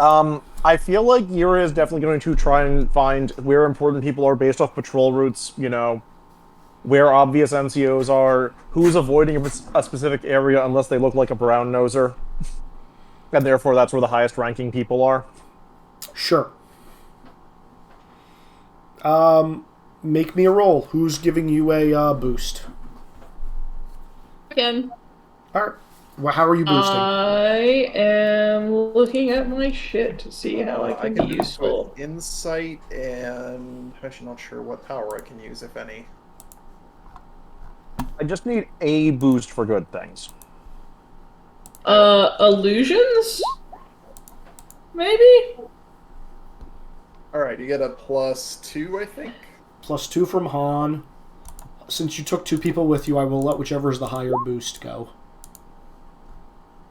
Nara gives... I think I'm at 12 already. Wow. Nara gave a +1. Han gives a +2. I'm at 13. I am a child, so that makes sense. You're not a child anymore. Fuck, I'm mentally still a child. How are you at 13, Nick? This was the principal I asked you about last time, but we stopped because the other 2 players weren't here. Yes, but you got a +2. So where's this? Yeah, you don't get. Oh, I thought Nara said +1. No, he said you can only take one of our things. Yeah. Oh, okay. Never mind. I'm at 12. Okay.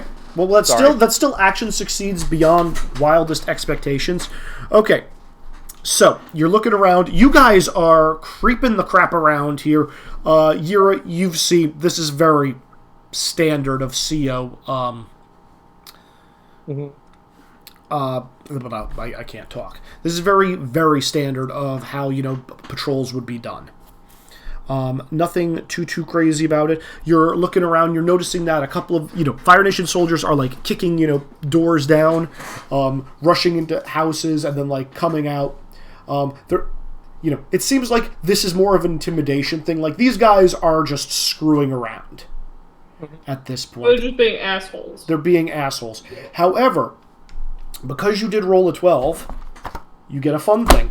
You're noticing that up on one of the rooftops, you're noticing this tiny little individual, and he's like, psst, hey. To the three. I'm looking up. You see this small individual wearing like a black fur cloak, which is helping him blend in with the roofs on these lower class houses, and he's wearing a skull. Oh, that's always promising. Some kind of animal with these two large horns. He's like, psst, they'll find you if you stay out there. This way. And he's gonna, gesture for you guys to follow him. On guard, but sure. Yeah, so he's gonna drop down in between an alleyway and, lead you guys through a back door. And he's gonna be like, "You still fighting the good fight, huh?" Do we recognize this person in any way? Hi, Skull Kid. No, it's not. Yep. It's not Skull Kid. Oh. This sounds like a teenager, just wearing a very strange outfit. I mean, don't teenagers all wear strange outfits? Yes. Been in the good fight and trying to find a way to end this. Awesome. Look, that's what we're. Are me and Han seeing this, or? Yeah, no, you're all there. Okay, just checking. He's just like, yeah, look, I want you to meet my boss. He's got a great plan. We're really gonna, give it to those Fire Nation creeps. Your boss? Your boss? Who is your boss? Oh, well, he's the one who's gonna be. He's got a plan. He's gonna liberate the entire Northern Water Tribe. We're freedom fighters now, fighting for our liberty. Oh my God, is this Jet? Come on, I'll take you to boat. Can't be Jet. Say Jet was. It's Jet's grandfather. Jet's negative 60 years old. It's Jet's grandfather. Come on, I'll take you to boat, is what he's saying. To Boat? Is Boat the person's name? Yes, Boat's the person. Yes, Boat's the boss. Okay. What? This naming convention doesn't even make sense. Jets were in a vehicle in this universe. Shut up. So yeah, he's gonna. Oh my God, did I get it right? It's Jet's grandparents somehow? It's not a relative. It's just equivalent. It's just Jet, but time displaced. Yeah. Yeah. So he's gonna look up and say, "Hey, boss," and he's gonna look. The guy who you recognize to be Boat, a cocky mid-20-year-old, has got dual broadswords. Sucking on an ice pop, is going to sit there looking. He's like, "What'd you bring us, King?" By the way, this is what King looks like.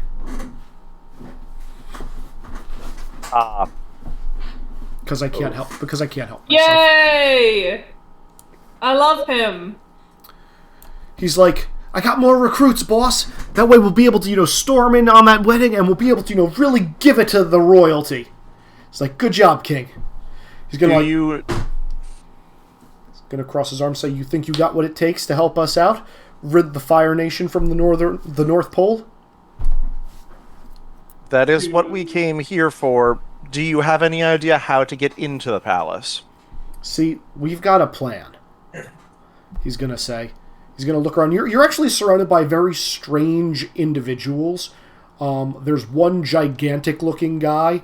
There's one guy who looks like he is sunbathing in the window, and another guy... Seems legit. Yeah, who is literally covered in bandoliers of knives. He's like, "See, we've got a plan. We know that Is this like Robin Hood and his fucking merry men?" We'll get there. We know that the Prince of the Fire Nation is getting married today. And because of this, he's going to say, grabbing a piece of paper and slamming it down on the desk, "We know he loves pastries." And as he takes his hand off, the picture says "The Miserable Muffin Man," and it's an image of Rizek, very crudely drawn to look like a villain. Is your plan to smuggle yourself in as bakers or in a cake? No. Even better, he's going to say, as he points out. He's like, "See, Close Shave and Chad with a K over here have been baking the most perfect wedding cake ever." And he's going to be pointing in the back, and you see this 5-tiered brown cake. And he's going to be like, but we added a special ingredient. The frosting is all blast jelly. Imagine what's going to happen as soon as they have one single slice. Boom, no more Fire Nation royalty. Perfect plan. And no one has to get hurt. I look at Han and I'm just like, is that a good plan? That sounds like something I would come up with. I don't think that's a good idea. Han is looking straight at Nara's eyes and just shaking his head no. Yura looks utterly unimpressed, just like, okay. That is certainly a plan that could do something. To ignite blast gem? We're also trying to find important individuals who are hurting the city now. Take the fight to them and stop them. Do you know where... Yura's just going to generally describe a bunch of the people she knows, or, you know, types of uniforms and medals they might be wearing. Give me 3 names, Nick, and they will give you the general-ish location where you will find them. And this is the part where I was trying to not pay attention to who was where in other people's chats is going to make this hard. Oh, well. Well, Takano? Takano? From Okay. You're going to describe him, Slender Man, who's... you know him to be a very pronounced and well-known firebender. Boat is going to look over at the guy who's suntanning and say, "Yo, Chad, spelled with a K. Where'd you say that guy was?" Oh, how? Chad with a K? What? And he's going to say that, like, that guy was meandering around the waterbending school. Zone 8. Zone 8. Also, out of character, remind me, which temple was Han's again? Southern. And I'd also ask about Kentaro.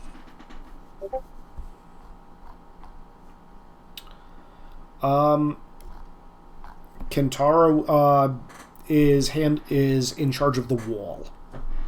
Mm-hmm. Making sure people come in and out. Mm-hmm. And where a seed might be. Acid? Acid, sorry. The Unwavering?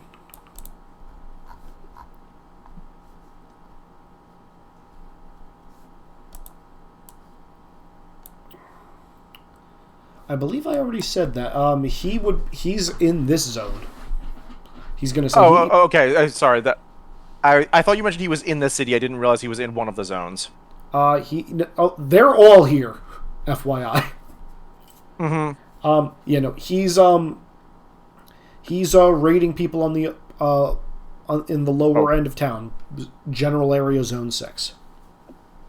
Okay. Why do we have an X on 8? We don't actually know that. Oh, sorry. That is true. I'm going to fix that. I was trying to draw a thing. I was like, we draw where things may be, and then... Alright, so you said... Takano was 8? Takano is in zone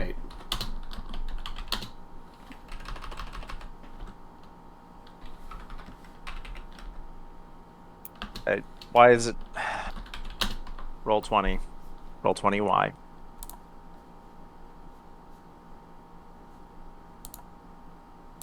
I'd say just put this in world building. I've been putting it under in character. Even better. I also want to mark the map.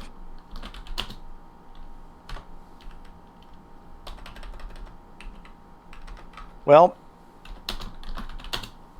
I hope your plan goes off swiftly, but we're going to try and save people now as well. Good luck. Yura's just going to look over to Han for a moment. Han. Yeah. The general who attacked the Southern Air Temple is on the wall.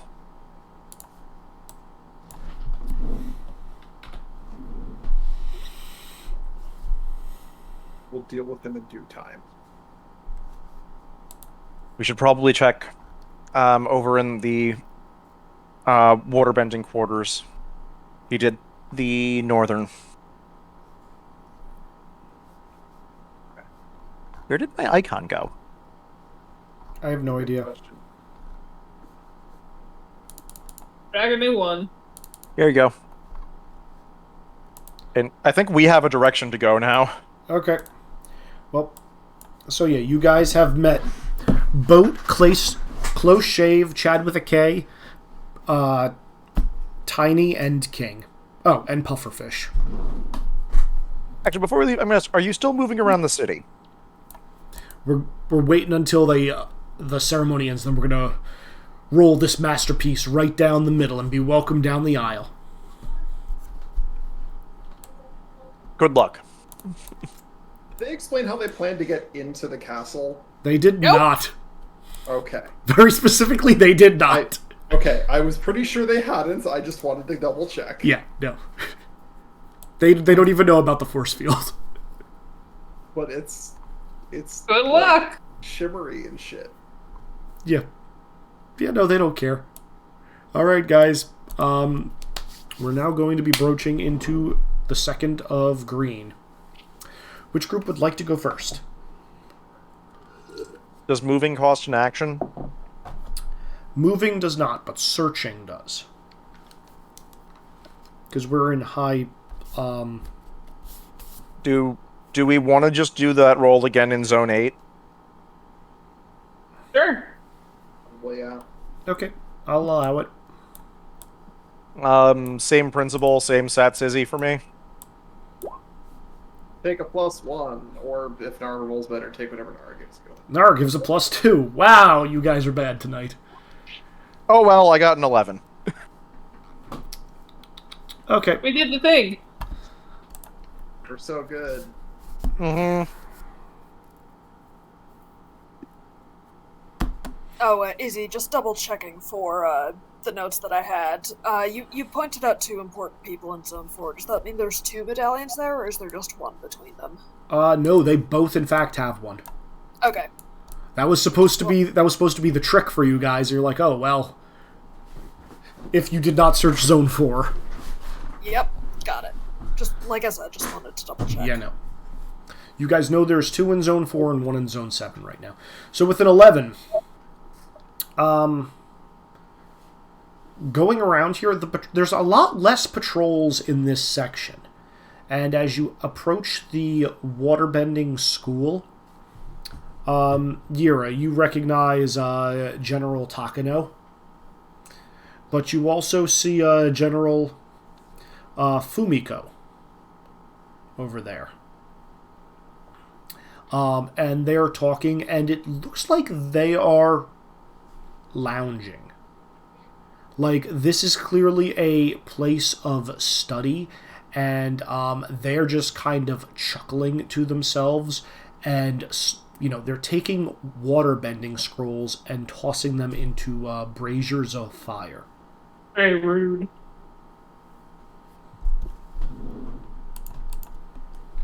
They do not have a medallion.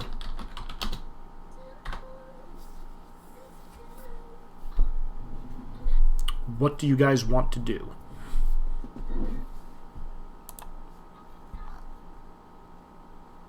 Kill them. I'm assuming they're also villains? Yes, they are also villains. All of the named ones are villains. The 2 of them certainly deserve to die. Is it worth us causing a ruckus right now? It's probably not. Always worth it. Regardless of whether it's also questionable whether or not we can even win. But even if we can, always worth it. We can deal with them another time. We need to find the medallions. Yep. As a spirit, can I summon like minions at all to search for shit? Do you have that ability? There is No. there is literally a power that lets you do that. Minghua has that power. No. Then nope. Ooh. Okay, fine. Okay. Alright, well. We probably could win, but it's not worth it right now. Even though they both deserve death. On top of this. I really don't like the idea of just letting them burn the waterbending scrolls, but if we all die here, it will be for naught. Yeah. One thing you guys do take notice of as they are burning, these scrolls and they're, performing firebending, which in what is effectively a sacred space to learn and practice waterbending, is the field where the practice field, the building itself, and a lot of the surrounding structures that are made of ice, crafted very articulately. The architecture up here is all just carved ice and whatnot. Everything is just dripping and melting. Beautiful structures are turning to slush. And while it could someday be rebuilt, just the act of seeing it all slowly begin to wash away kind of puts all of you at unease. The three of you take you may choose to walk away, but the three of you will have a -1 hinder put on you just from the unease of what you're seeing. Okay. I'm for going in and fucking up their day. Yeah, I am much more in character also for that at this point. Also because we're going to have to go loud, and ours is actually one of the better groups to draw a lot of attention, I think. Okay. Is it worth it to pull it this early is the question. Probably not, but boy do I wanna. Is a question. Is this a -1 hinder or a -1 persistent hinder? Just a -1 hinder.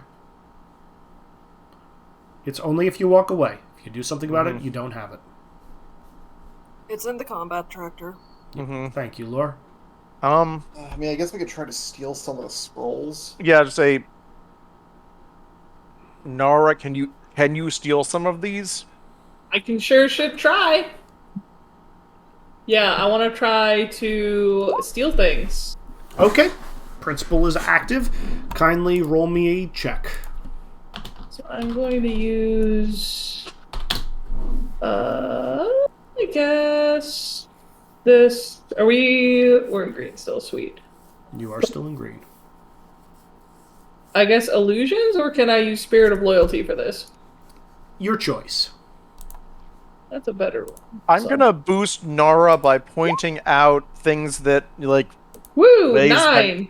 Bending scrolls might be structured, or things that look especially important or difficult to replace. Sure. I got a 9 plus 2. An 11. Sweet.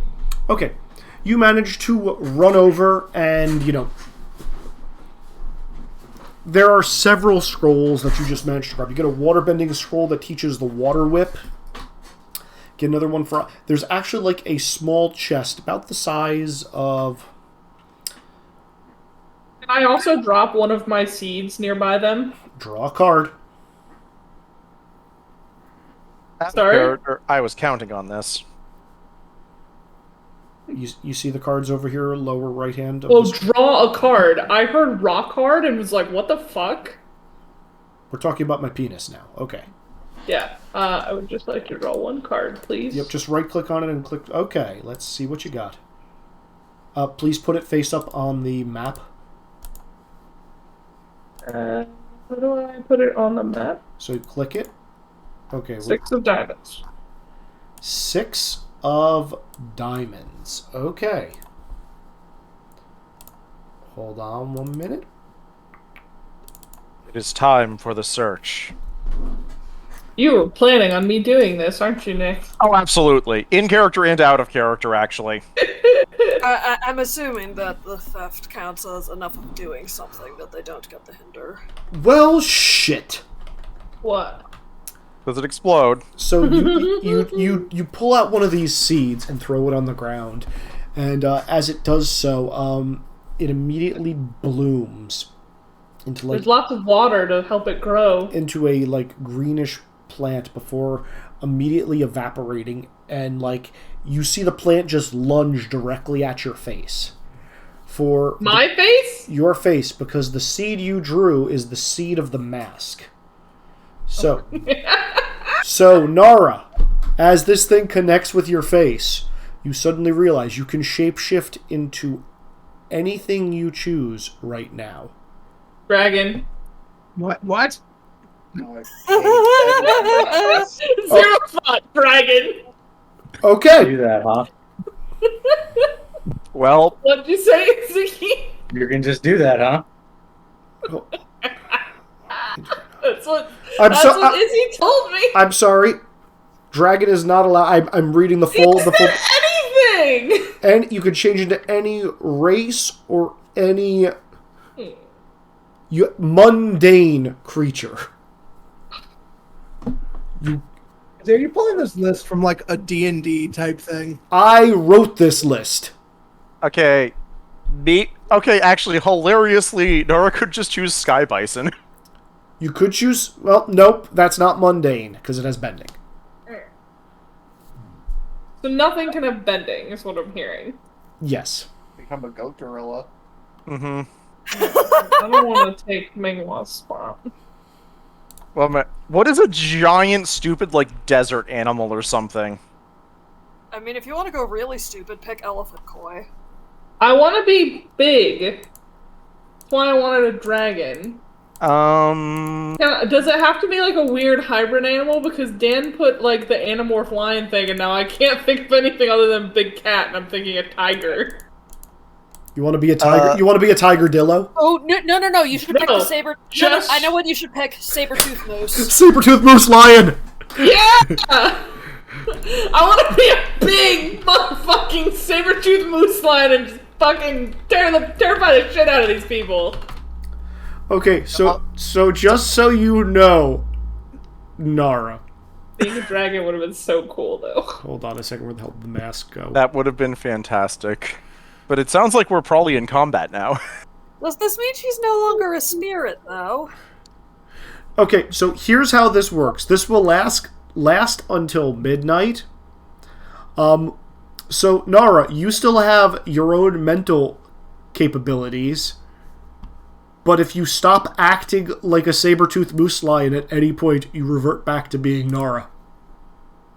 So, what is that? Well, but like Minghua acts like a civilized creature. Does that count or no? You have to act like a saber-toothed moose lion. Rampage! Does that include how aggressive are those? Lion. They're pretty aggressive. Yeah, they're very aggressive. If you are near... So the two...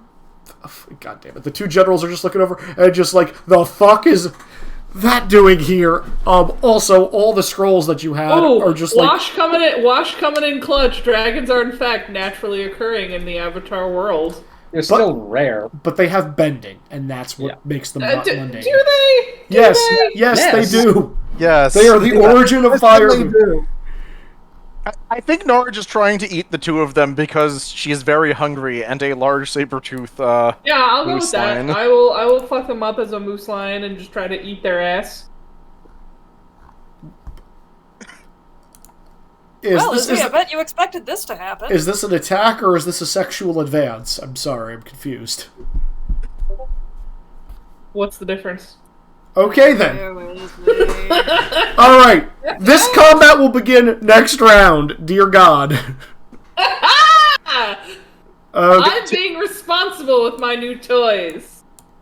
I'm gonna take a break to use the bathroom. Be right back. Okay, who would like to go next? Zone 7 or Zone 4? Let's just do Zone 7. Okay, Minghua and Kakan. You guys currently are being faced off against with General Dosan. Oh yeah, that's exactly what I am.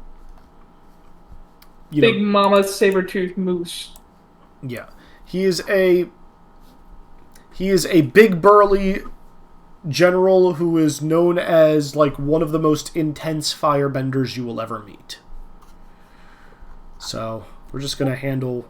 If one of you would like to attack first or say something, you may, and then he will act. I'm just counting this as the group. I would like to go after Kakan, if Ziggy's okay with that. Yeah, I'm cool with that. Okay, Ziggy, what would you like to do, if anything? Or do you want him to go first? No, I'll go first. Actually, no, you know what? If I do that, then I won't have access to yellow. So no, you know what? I'll let him go first.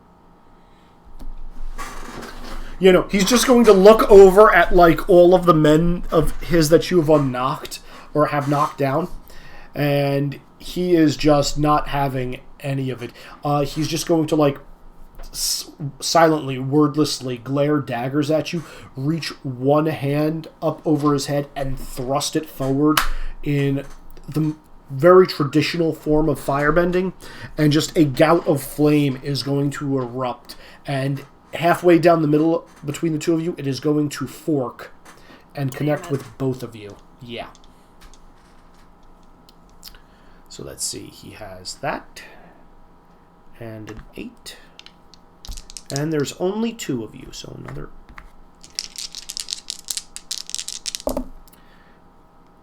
Woof.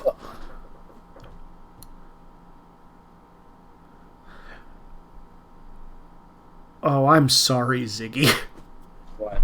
12 damage. Ooh, that is a lot. He did roll max. You cannot defend or use reactions against this attack. I don't think you're planning on it. And then Minghua, you are attacked with a 3. Oh, thank fuck, that's much smaller. Yes. Yeah. No. He can't do max on both of you. That would be busted. Alright, well, I'm instantly down to red. Fortunately, you can heal yourself. Ziggy, yes, I can. I will pass now, to you. Yeah, my turn now. So, I'm going to, I'm going to use Meltdown. So, let's see. So how many other men are left besides from him, or is it just him? He's the only one that matters. The minions are just counting as environment for the purposes of Gotcha. everything that's going on right now. Alright, so 2 of these are going to go into him, 1 of them is going to me. We'll see which one is which. Sure. Two, and red matters. So, football. Oh my. Okay. Let's say the 2 5s go into him and the 10 will go into me. So I'll heal for 10. Okay. So he takes 10 and I heal 10. Cool. Sounds good. And then Minghua, you're next up in this. I want to use Principle of the Sidekick because I'm doing something that's not helping the fight. Okay. I want to steal the medallion off him. Okay, you can do that. I will throw a hero point, +2, to cancel out the hinder that I'm dealing with. Sure. And then it will be speed and circus animal for yoink. Sure. That sounds good to me.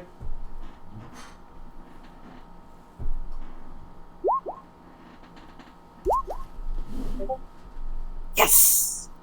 9.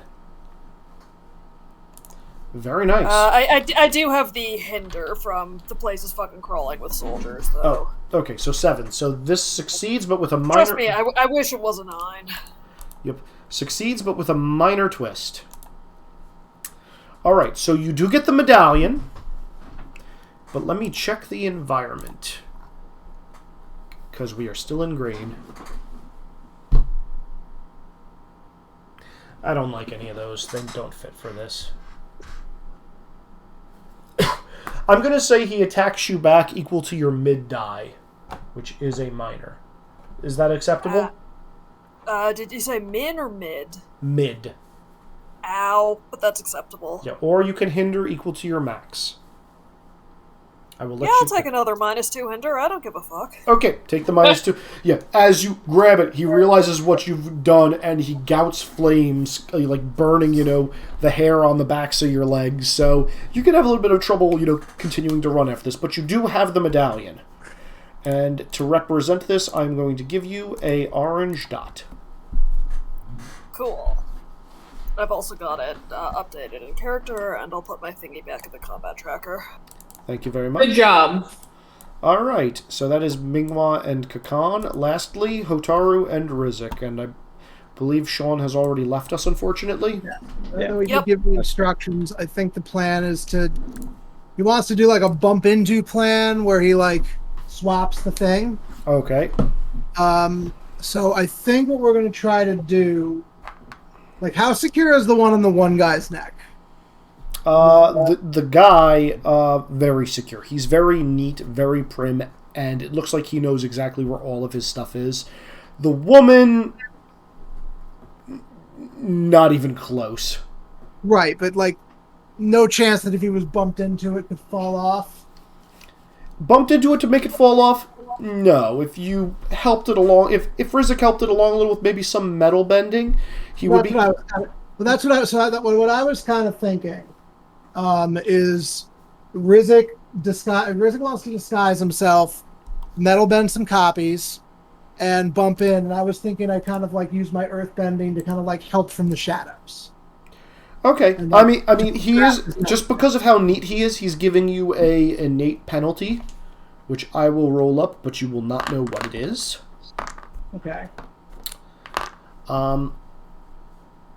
But yeah, I think that is completely acceptable. Okay. Okay, so I think that's where we'll try to do it. So Rizik's going to make copies of each medallion. Sure. He's going to disguise himself as a Fire Nation soldier. Not hard. Yep, and he's going to bump into him, knock the medallions off, and do the swap. Using his metal bending to like make sure it comes undone when he bumps into it. Okay, I'm gonna say he's doing this to the guy only on this round. Yeah. I figured this is too elaborate to do both at the same time. Yeah, it is. I figure we'll start with the hard one because we could probably snatch the other one and run if we had to. Yep. Okay. I have rolled. I know what the penalty is. So. Okay, I guess I need to boost here. Probably. Yeah. I mean, the only... Yeah. I don't think a hinder helps here, right? Not really, unless you're obviously being confrontational. No, we're trying to be a little stealthy about this. Yeah. All right. So we're going to use creativity and use momentum. Sure. Makes sense here. Yep, that does make sense. We're still in green, right? You are. Okay. Unless your HP says otherwise. All right. I will try. I mean, the best I can do is just give him a boost. Sure. Hope best. Okay. That's at least a +2. +2. Not bad. And Rizik, can Rizik use any of his overcomes for this? I don't have his sheet. Gearhead and Discovery, not really. He's very specific for those. I mean, can it be Gearhead because he's trying to, like, I don't know, do the metal bending thing and get a piece of tech? No, because it's not really tech, and it's no. Yeah. Sorry. I am letting him roll metal bending for this, and let's see, conviction, persuasion, technology, otherworldly mythos, former weapons inventor. I'd say probably conviction. Yeah. Depending what he gets, I may authorize one of his uses of a collection, but we'll see. All right, well, we'll see. That is a 5. Plus your 2 is a 7, minus whatever I rolled in secret, which... Are you allowed to tell me now what it is? I am not before collection. Yeah, because of how hinders work, it has to at least be a -1. It could be more. Well, unless it's a 4, it doesn't drop you down out true. of things. Yeah, so it's going to be succeed with a minor twist no matter what. Unless it's a... unless he rolled a 12, it's succeed with a minor twist. Yeah, because you're right. It's 7 Yeah, you'd have to overroll the -4. That's pretty unlikely, even on a wrong. Right, we're gonna go as is. Okay, go as is. Good call. His dice pool was a 6, an 8, and a 10, and he rolled a -1 because he got 2 2s. Okay, so yeah, we proceed with minor twist. Yeah, so Rizik is in fact going to get the medallion off of him and make a clean swap. Is that the Dawn or Dusk General you yanked it from? This is Dawn, and they're not generals; they're commanders. They have a lower rank, but they always work in tandem. So he's going to like be looking, just be like, "Watch yourself, soldier," and then like as he's going to be like, "Hey, wait a minute. I know everybody in my unit. Uh-oh. You're not in my unit, but I've seen you somewhere before." Uh-oh. Oh, the posters of the Muffin Man! And that's where we're going to leave that off of.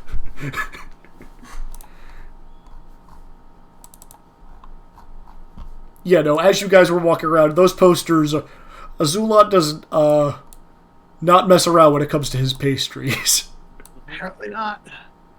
Alright, level 3. I'm going to let you guys talk for a brief minute because I need to go pee again. Alright, get a drink anyways.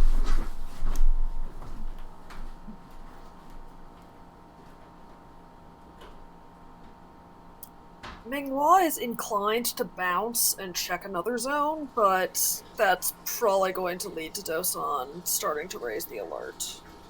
Probably, I mean, I think a couple of us have thoroughly fucked that already. Oh, absolutely. Like, are we discovered? Yes. Is the alert widespread? Not yet. Mm-hmm.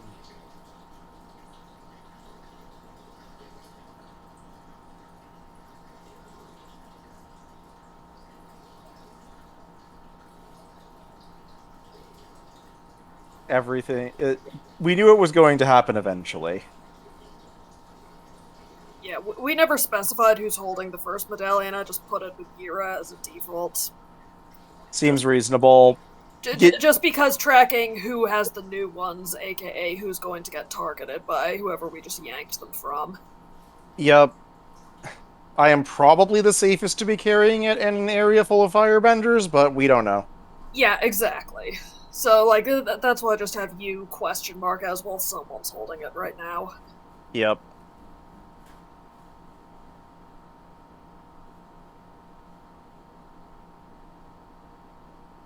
Look.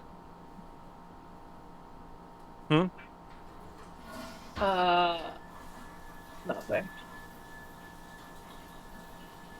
Well, at the moment, Nora's a big-ass distraction. We know where Medallion 4 is. What I'm good at. Okay, I return. One day I will learn why my bladder does not hold well when I'm running games. No, it does not. Okay. You're excited and sweaty? Is that what it is? I mean, I've also downed like 4 glasses of water because... Gee, thirst. I wonder why you needed to pee. Gotta keep hydrated.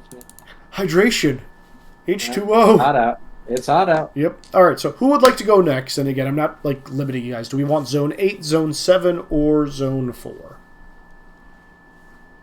I'm willing to go again. Okay, Zone 7, Minghua and Kakan.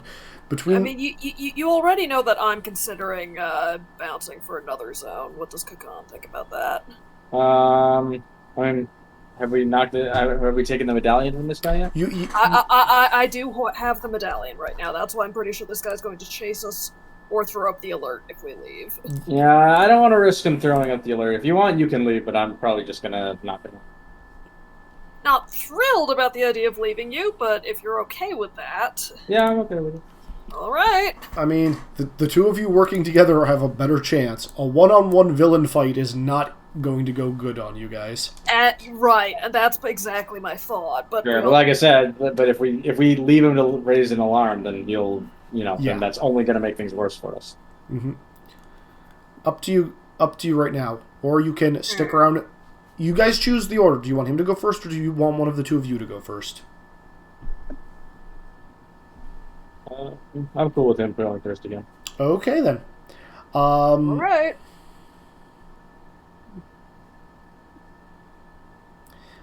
He's just going to do the exact same thing he did last time. Okay. So. Woof. Is that a 6 or a 9? It's a D8, so it has to be a 6. Okay. Kakan.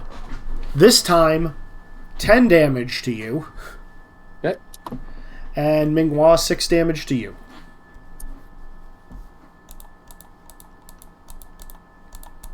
You two are actually the best person to deal with him because he's immune to fire damage. Oh, yeah, we kind of are, huh? Yeah.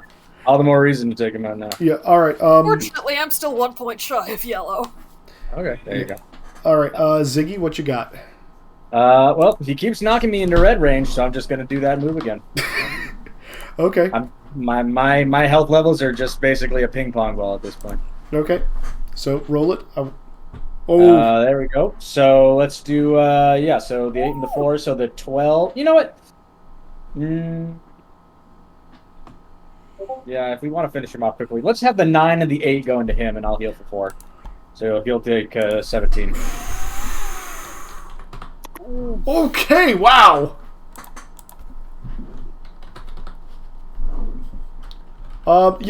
He, like, stumbles back a little bit. He's like, that's not fire!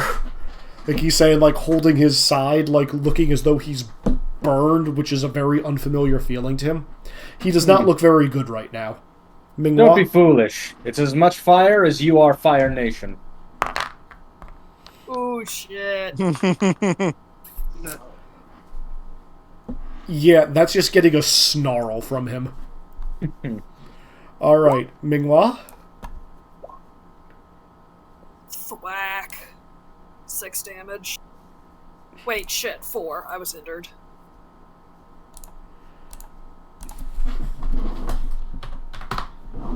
Guys got him into single digits.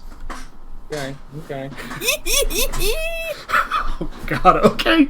Alright, so that's your guys' turn. Who would like to go next? Do we have fight number 2 go next? Sure. Time for Nara to smash. Okay. Rampage.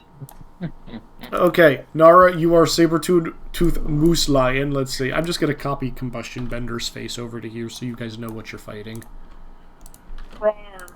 Time to murder. Okay. So what? I can't use my attacks, right? Because that would render, like, I wouldn't be like a moose then. So No, you wouldn't. You're just pretty much making basic attacks. Yeah.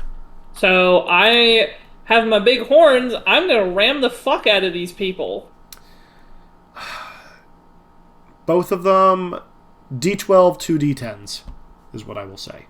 Okay, so 2 D10s and a D12. So a 7, a 6, and a 4. Okay. A 7, a 6, and a 4. They both take 6 damage. Can I, like, toss them at all with the ram, or no?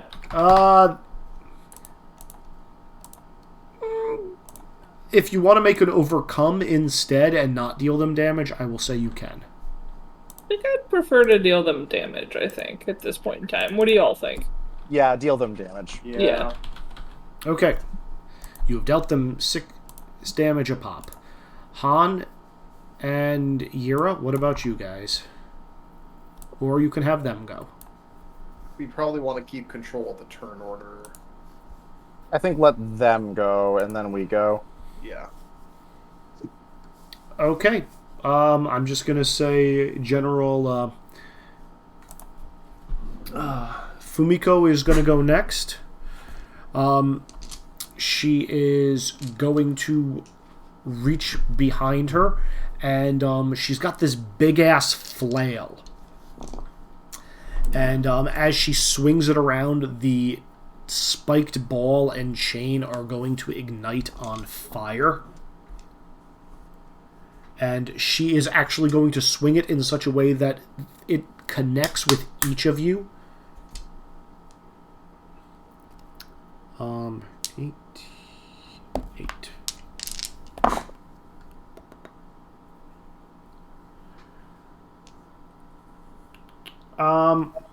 So this is just dealing 5 damage to each of you.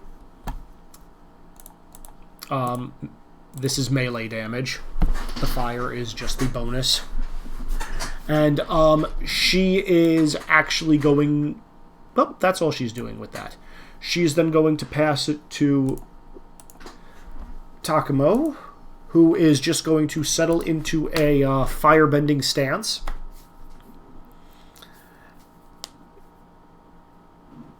And going to attack, let's see, Nara, because Nara is a giant moose lion thing.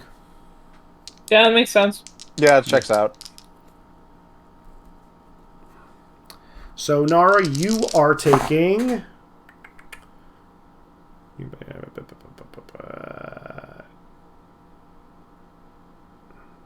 max die. 7 damage. Ooh. And this was a basic attack.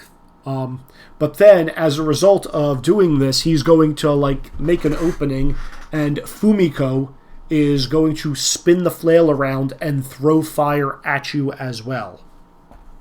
For 5 more damage. They're working well in tandem together. Well, I think I know what my turn's going to be. Down to 22 health. Yep.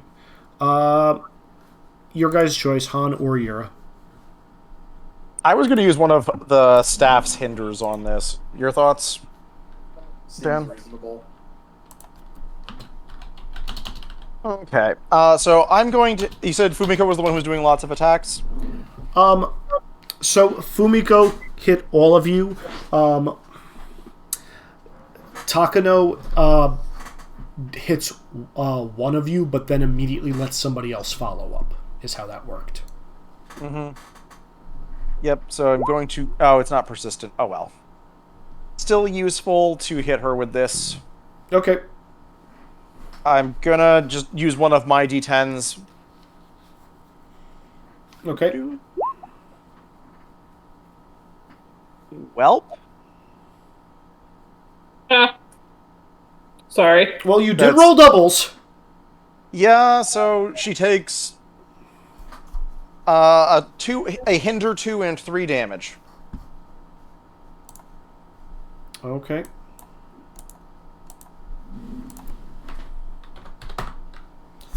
Almost certainly the other option I had was attack with min die against both of them, which is not terribly useful with what we know right now. Yep. All right. And next up, Han. I think I'm just going to go ahead for Twister. So I'm going to attack Fumiko. Sure. So air, stream. Okay. Well, that wasn't great. So I hit her for 3 and I defend for 1. Okay. Good stuff. Alright, that all being said, it is now the Hotaru and Rizik turn. Okay. Does this guy look like he's about to fight? No, he looks perplexed. He's actually grilling Rizik right now, saying, like, "Soldier, you're not supposed to be in this battalion. Who's your commanding officer?" What, question, what did the posters say, since I think we did see them everywhere, like you said? It's the same thing that Boat slammed down onto the table. The miserable muffin man. Wanted. And then it said, like, you know, for denying His Royal Highness Prince Azulan of the delicacy of baked goods.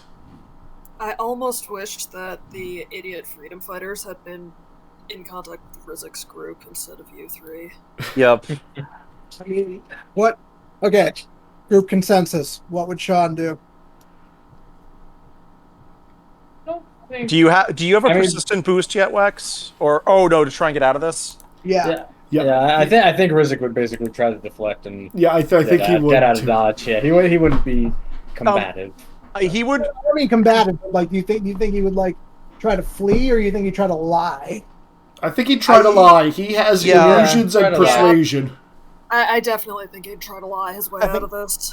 I think he'd probably try to say he's been accused of that so many times this past week he doesn't even know how to bake. Yeah. Yeah. I like that one. Well, no, he hasn't been the guy he hasn't said Muffin Man yet. He's just saying, like, who are you? He knows he's not in his command. Yeah, he'd probably try to claim he's under the command of someone else. Yeah. He was just delivering a message. Yeah.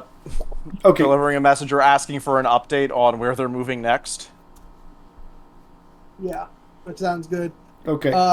So while he does that, I want to try to steal the other one. Sure. Alright, so I'm going to make the roll for Rizik. I believe he's still in green. Well, fucking 7. He succeeds! He convinces him that, like... He's there, but, like, still something is off. And I want to see what Wex's result is. Are you going to is this hindering me? No, this won't hit you. I want to see what you roll so I can figure something out. Okay. Because he's getting a minor twist. I'm just not sure what it is yet. I think I'm still going to be using Principle of the Inner Demon here. Under the same logic as before. Okay, that's fine. And I think it's just going to be awareness and alertness to wait for the right opportunity to snatch it. Okay. Sure. I know it's not the most creative way to do it. Doesn't need to be creative, just has to work. Yep.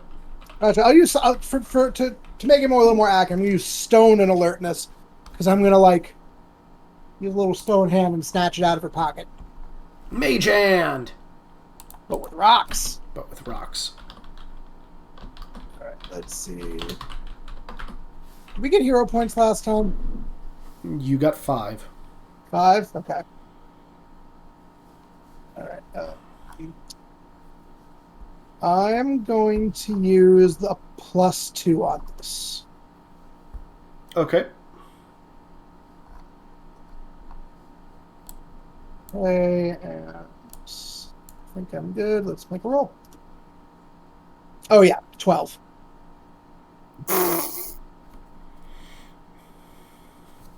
Okay, I think I know how this is happening. Yeah, okay, here's how this is working.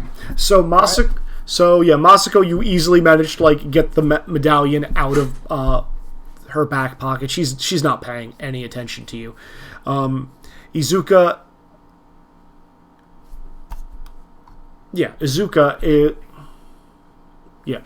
is still talking to Rizik and just alright, I understand, soldier.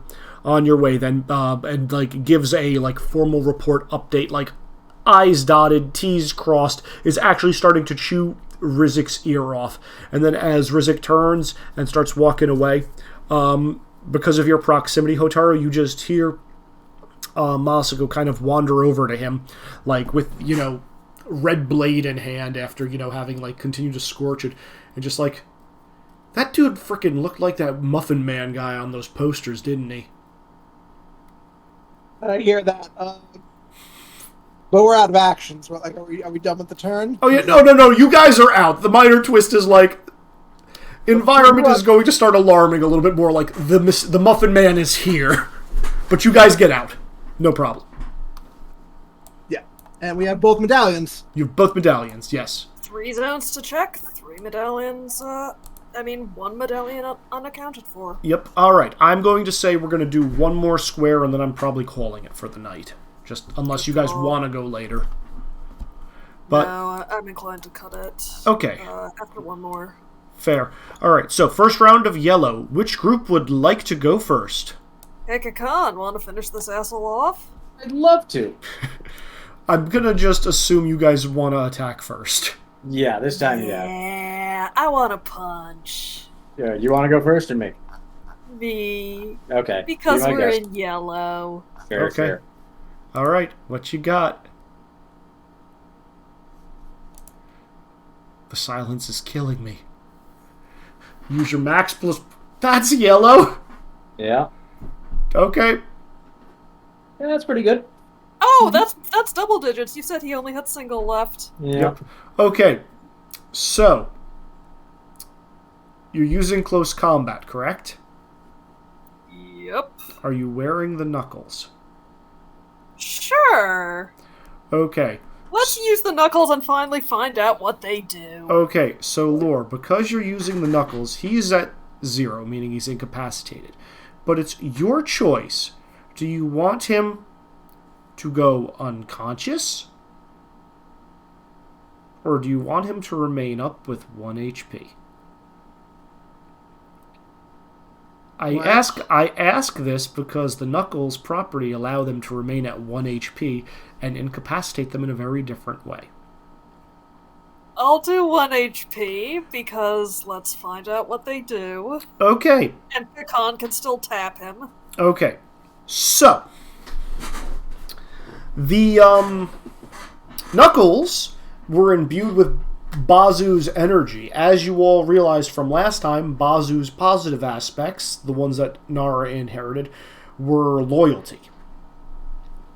On the opposite end of that, the bad qualities, which Bazu could also bestow, were that of lust. Oh no. So, you have this upstanding general, someone who Kakan looked up to in his past, probably not so much anymore, who has just become, like, mind gone, horn dog horny, and is just looking for something to mount. Uh-oh. Knock him out. Please knock him out. Yeah. I was going to say, if you don't knock him out, he will turn and head off in the other direction, and then soldiers will start going into Area 7 because they need to deal with the general who is dry humping everything that moves. Yeah, I'm okay, if He's that's such a great distraction. Let him go off and do his thing. Yeah, if that's the result, maybe we let him go.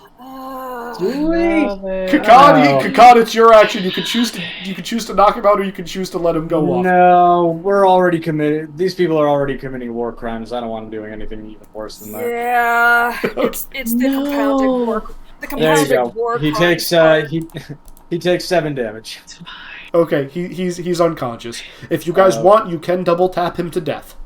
Yeah, let's. Mingwall's just gonna do it. You're gonna kill him? Okay, he is dead. Oh yeah, he's gone. Okay. I'm not gonna do that, but yeah. I mean, Kakani, you may choose to stop. Are you going to attempt, or do you not care?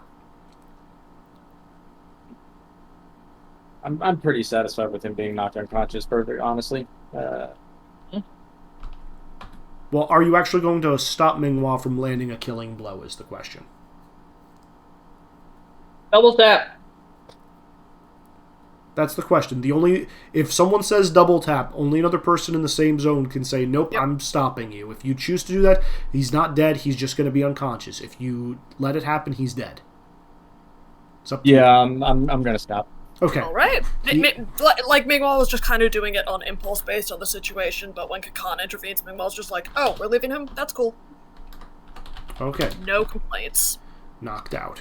Good to know. Okay, you guys are done and you have successfully procured a medallion. Yeah, I think that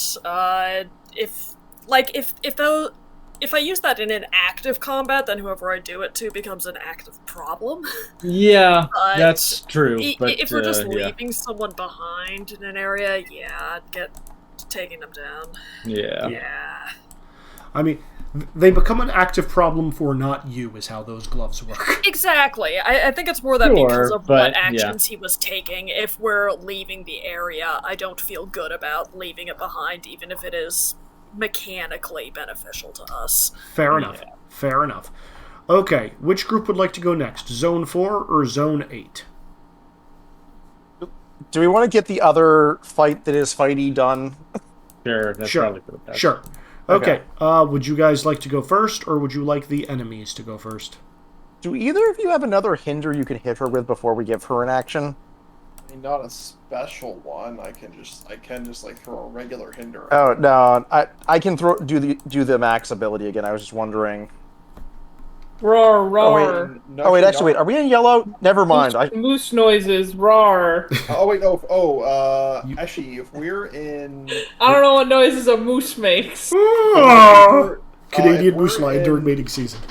If we're in yellow, I can If we're in yellow, I can boost myself and hinder. See, I can boost myself, max die, hinder, min die. I feel like we just want to do damage over that. Probably. Should I just AoE them, or should we have Nara AoE them first? I can't do AoE right now. You can hit both of them.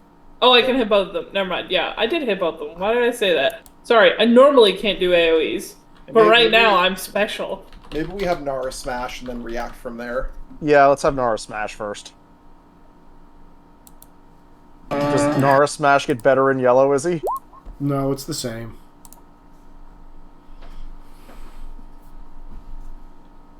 Okay, so 2 10s and a 12, right? Yes. 7. 7. Okay, they both take 7 damage. Which is pretty damn good. How are they looking, Izzy? They're both above half. I feel like we give them turns, then I go. Thoughts, Dan? Sorry, what was that? Do we give each of them a turn and then I go?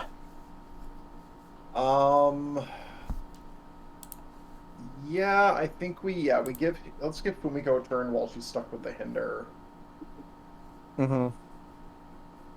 That way we can keep team turn control.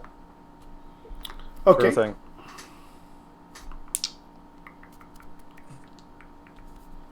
Okay. Fumiko is going to go.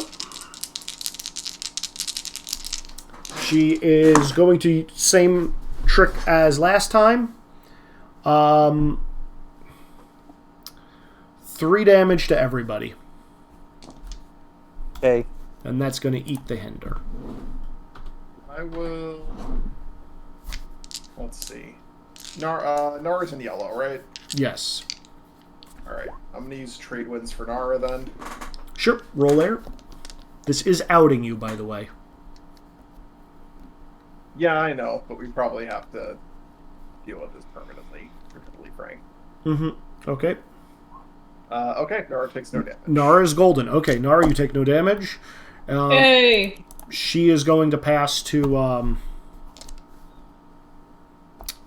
I mean, moose noises. Moose noises! I've actually posted moose noises in the link above. She is going to pass to her partner in crime.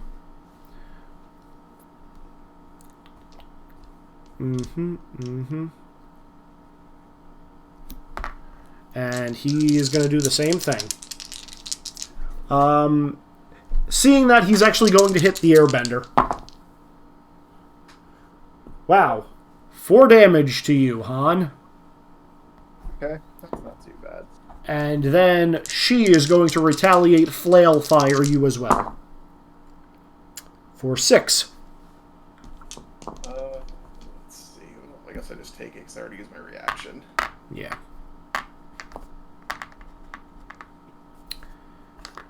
Alright.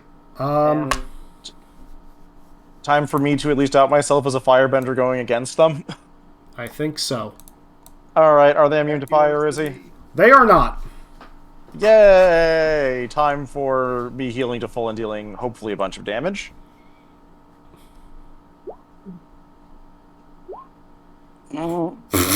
Good job, Dice. Does the staff's bonus apply to this, Izzy?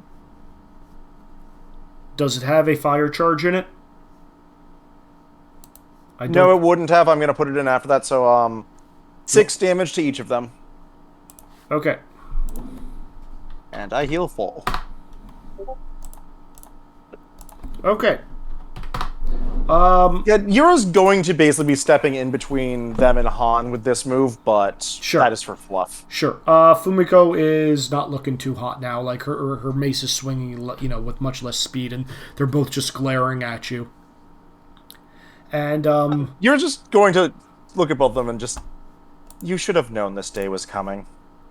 Yeah, no, that, like, under her breath, she's just gonna be like, Yura, and spit on the ground directly in front of you. And Han, it's your go. Okay. Winds of Fortune.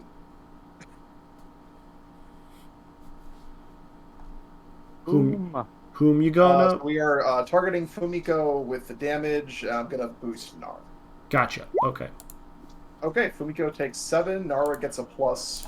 Is that a 3 or a 4 or a 10? 10 is a +3. Okay, Nara gets +3 and then 7 damage to Fumiko. Okay. Yeah, she's not doing too hot. Nara, you get a +3. I'll put that in there. Someone put that in the combat tracker for next week, please. All right, and lastly, we have the Hotaru and Rizik grouping. I mean, did we at least walk kind of out of sight? Yes. No. Yeah, we're fucking running. Okay. Yeah. No, you are. Which zone would you like to go into? Okay. Do we have all the medallions then? You have 3 of them. And we don't know where the last one is yet. You do not. What zone have we not been in then? 5, 3, and 2. Let's just flee to 5. I think Rizik and I should probably keep searching because we need to get these medallions. Everyone else seems kind of busy. Just as a reminder, you know that 5 is where the prisoners are. If you're going to try to jailbreak them, you know zone 3. Why don't we start with 3 then? We'll head to the docks. Okay, zone 3. And zone 2, just as a refresher, is the wall with a big scar in it. Okay. Zone 3. Make me an awareness check. Okay. Can Rizik and I do that? Yes, Rizik can boost you. Okay, yeah, I'm better, a little better at that. Are we in yellow now? You are in yellow. Rizik gives you a +1. All right. Did that not roll? It rolled. Okay, so succeed with minor twist. With Rizik's +1, that pushes me to 4, so. Okay.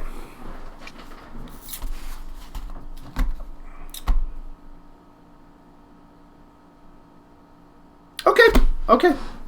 So, here's what you notice. First off, you're wandering around, and you're noticing that the docks are mostly empty.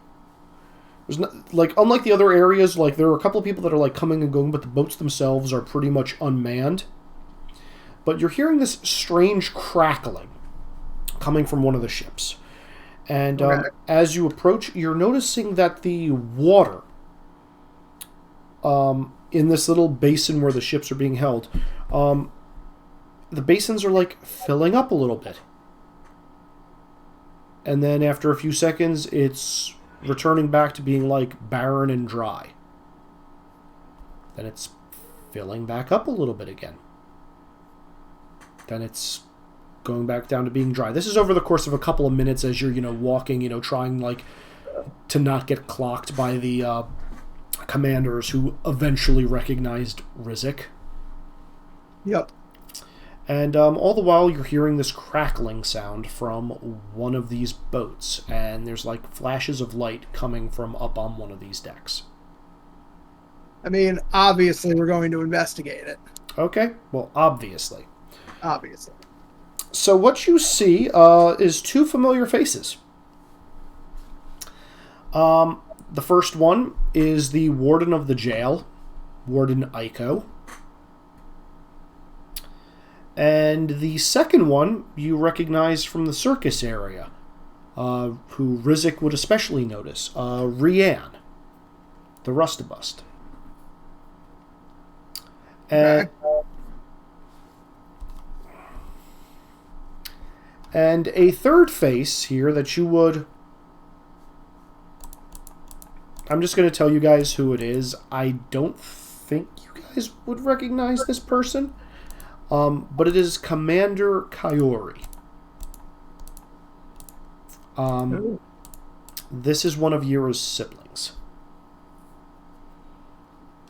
So the warden is sitting off in the corner, kind of watching, as Riand has what looks like a large metal prod that is encasing itself in electricity.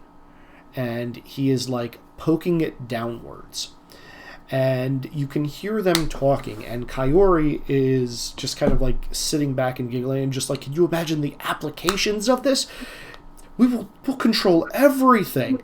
We'll be the strongest military force on both land and sea. Our navy will be unbeatable. If we can ground ships at a notice. And the warden is just like sitting back, smiling, and you can like see the gears in her head slowly turning as Rianne, is poking this thing in a box. And as you inch a little bit closer, you see he's poking it, and what it looks like is a dead black koi fish. Uh-oh. And then he is zapping it, and then it's starting to wiggle again. And every time he does this, you're noticing that the water underneath these boats is slowly refilling. And then he zaps it again, and it stops moving, and the tide slowly retracts. This is the moon, isn't it? This is the ocean. Yeah. And I believe that is where we're cutting. Well, we can't leave the situation. Are they all villains, by the way? Only Warden Aiko is a villain. The other two are lieutenants. Oh, good. Okay. That actually makes things a little easier. There is no medallion. It doesn't matter. I know. You showed us this ocean. We may have to deal with this.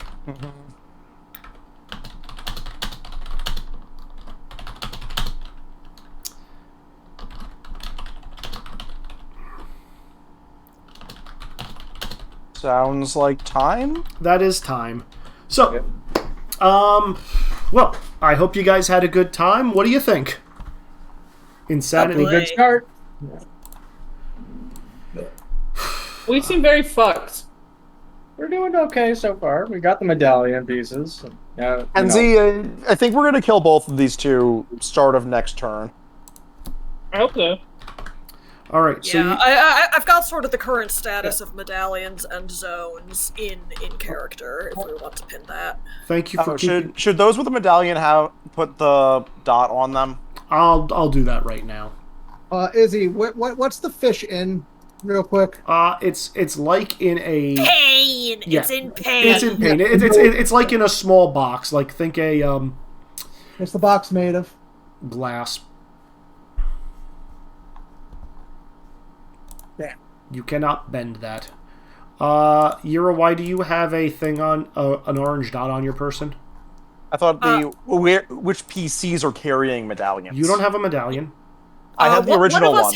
There was one that was given us to begin with. I just said it was with Yura because someone has to hold it. Yeah, sorry. My notes are saying 4 medallions because I'm not counting the freebie. Yep, which makes perfect sense. Maybe give Yura a different color dot because she won't be, like, actively pursued by, hey, that's ours. I mean, it was stolen from one of these people, but not by you guys. So yeah. Exactly. Okay, all good. So, as is per question, what are we going to call this session? I mean, we've already called it Endgame, so we might as well. Endgame Part 1. Yeah.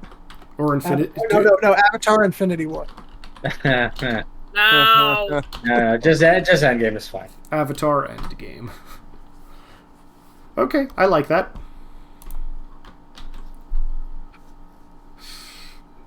So, what did you learn? What do you want to know more about? Where do you think this is going? I think these are kind of superfluous at this point.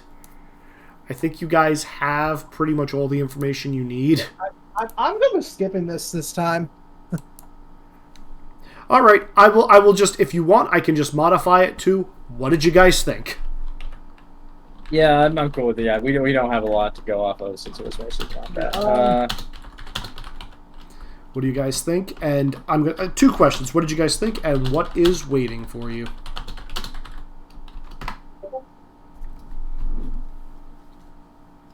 Death is waiting for us. Or Han, you can leave those as is. We'll start with you, Han. What did you learn?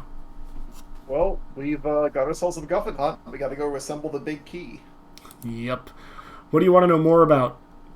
I really want to know how well our NPC buddies are doing recruiting our allies for the last big push once we get the gate open. Mm-hmm. And where do you think this is going?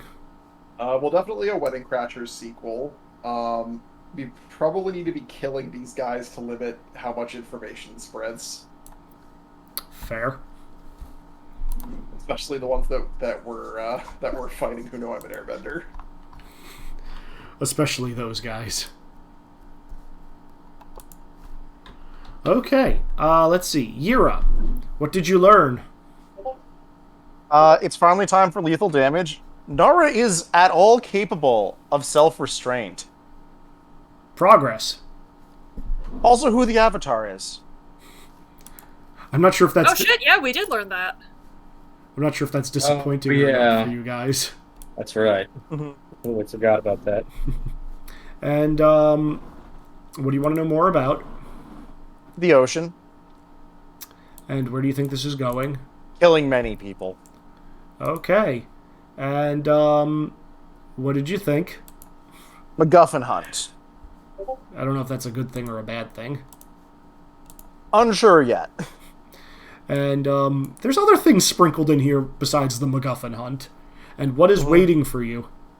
An ocean of blood. Oh, also a wedding cake that I will attempt to explode to see whether or not their plan works, probably with Zulon's face. I mean, I wasn't going to say this, but, like... Well, there's an environmental contingency for that, if you guys don't get into there in enough time. I mean, I think we're making good progress. You're making very good progress. But, yeah, if I can, I do want to explode his face with that cake. Fair enough. So, Hotaru, what did you think? I think doing this kind of scavenger hunt is kind of interesting, the way we divided it up, too. Yeah. It actually is a lot of groups that aren't usually working together. Yeah, no, I'm actually very happy with how you guys split up, because it's very unusual for how you guys normally do things. I wanted to make the groups a little more interesting. Yeah, like all the groups here are kind of the people they spend the least time with. Because I haven't gone on an adventure with Zuko yet. Actually, that'd be a good title for the Yeah, Kakan and Mingwa did technically have the ice cream adventure earlier. That's true, yeah. Well, we're also team high fuck you. Yeah. Yeah, you know what? I will change it to where's my adventure with Avatar? Where's my adventure with Zuko? There you go. Nice. I get. Is it my turn? Almost. I think fish chase is what's going to happen. Thank you. All right, Ziggy, what did you think? Yeah, I think that'll be that most, if not all, the rot of the Fire Nation has been concentrated here, so it'll be nice to deal with a lot of it. And for what's going to happen, it's a nice day for a white wedding. Very fair. Nothing like white flames to purge everything. Mm-hmm. And as I said, I think you really mean red wedding. Yeah, that's too cliche. Yeah. Mingwa, what did you think? I had a good time, and we finally know who the current Avatar is for realsies. I'm a little surprised we got into as much combat as we did. I was expecting us to avoid it more, but we don't seem to have drained too many of our resources. And it's honestly nice to have a bit of a puzzle first, instead of just pure extended slugfest, because part of this is how much time do we want to invest in taking out potential combatants? Yes. And next time, let's turn this wedding into a funeral. Woof. I'm right and you know it. Yeah, I mean, I think Nara is doing the worst for resources as of right now. Yep. Alright. And, Nara, you didn't write anything. So, Kenzie, what did you think? Moose noises. That's very fair. Truer words have never been said. And, what is waiting for you? More moose noises and maybe sex. I don't know. Oh, You told me I had to act like a moose. So, Izzy, did you expect the saber-toothed moose lion? I was not expecting that bag of seeds to pop up yet. No one expects the saber-toothed moose lion. I don't think Izzy at all expected any of you to give me the seeds. Look, it's Endgame. Everyone gets the fun toys. Yes. Sure. Everybody's You made a big stink about taking them away from me and not letting me have any fun. And then all of a sudden, oh, now it's time for her to have fun. Let her have her fun. Let her cause her chaos. Hey, I said wait until we get to the Fire Lord. Look, we're at 5 minutes to midnight. You can't really do that much worse than, oops, we run the clock out already. I can try. You can try. Or, well, you can try... Well, you can do it or die trying. There we go. But yeah, 5 hero points to everybody. And no one used a collection. Nope. Well, we're saying we know what. Yeah. You said we're not getting them back, so of course we're gonna bank them. Yeah, no, I'm impressed. I figured at least one person would have used a collection, but what do I know? I'm just the DM. I would have if I wasn't rolling fairly well on overcomes. Yeah. Yep. All right. Well, I have chores to do, so can we wrap this up? Yep. All right. Well, excuse me. All right. Well, I've got nothing left. So, next week, same Sabertooth Moose Lion time, same Sabertooth Moose Lion place. All right. Say goodnight to the recording, everybody. Good night, recording. Good night.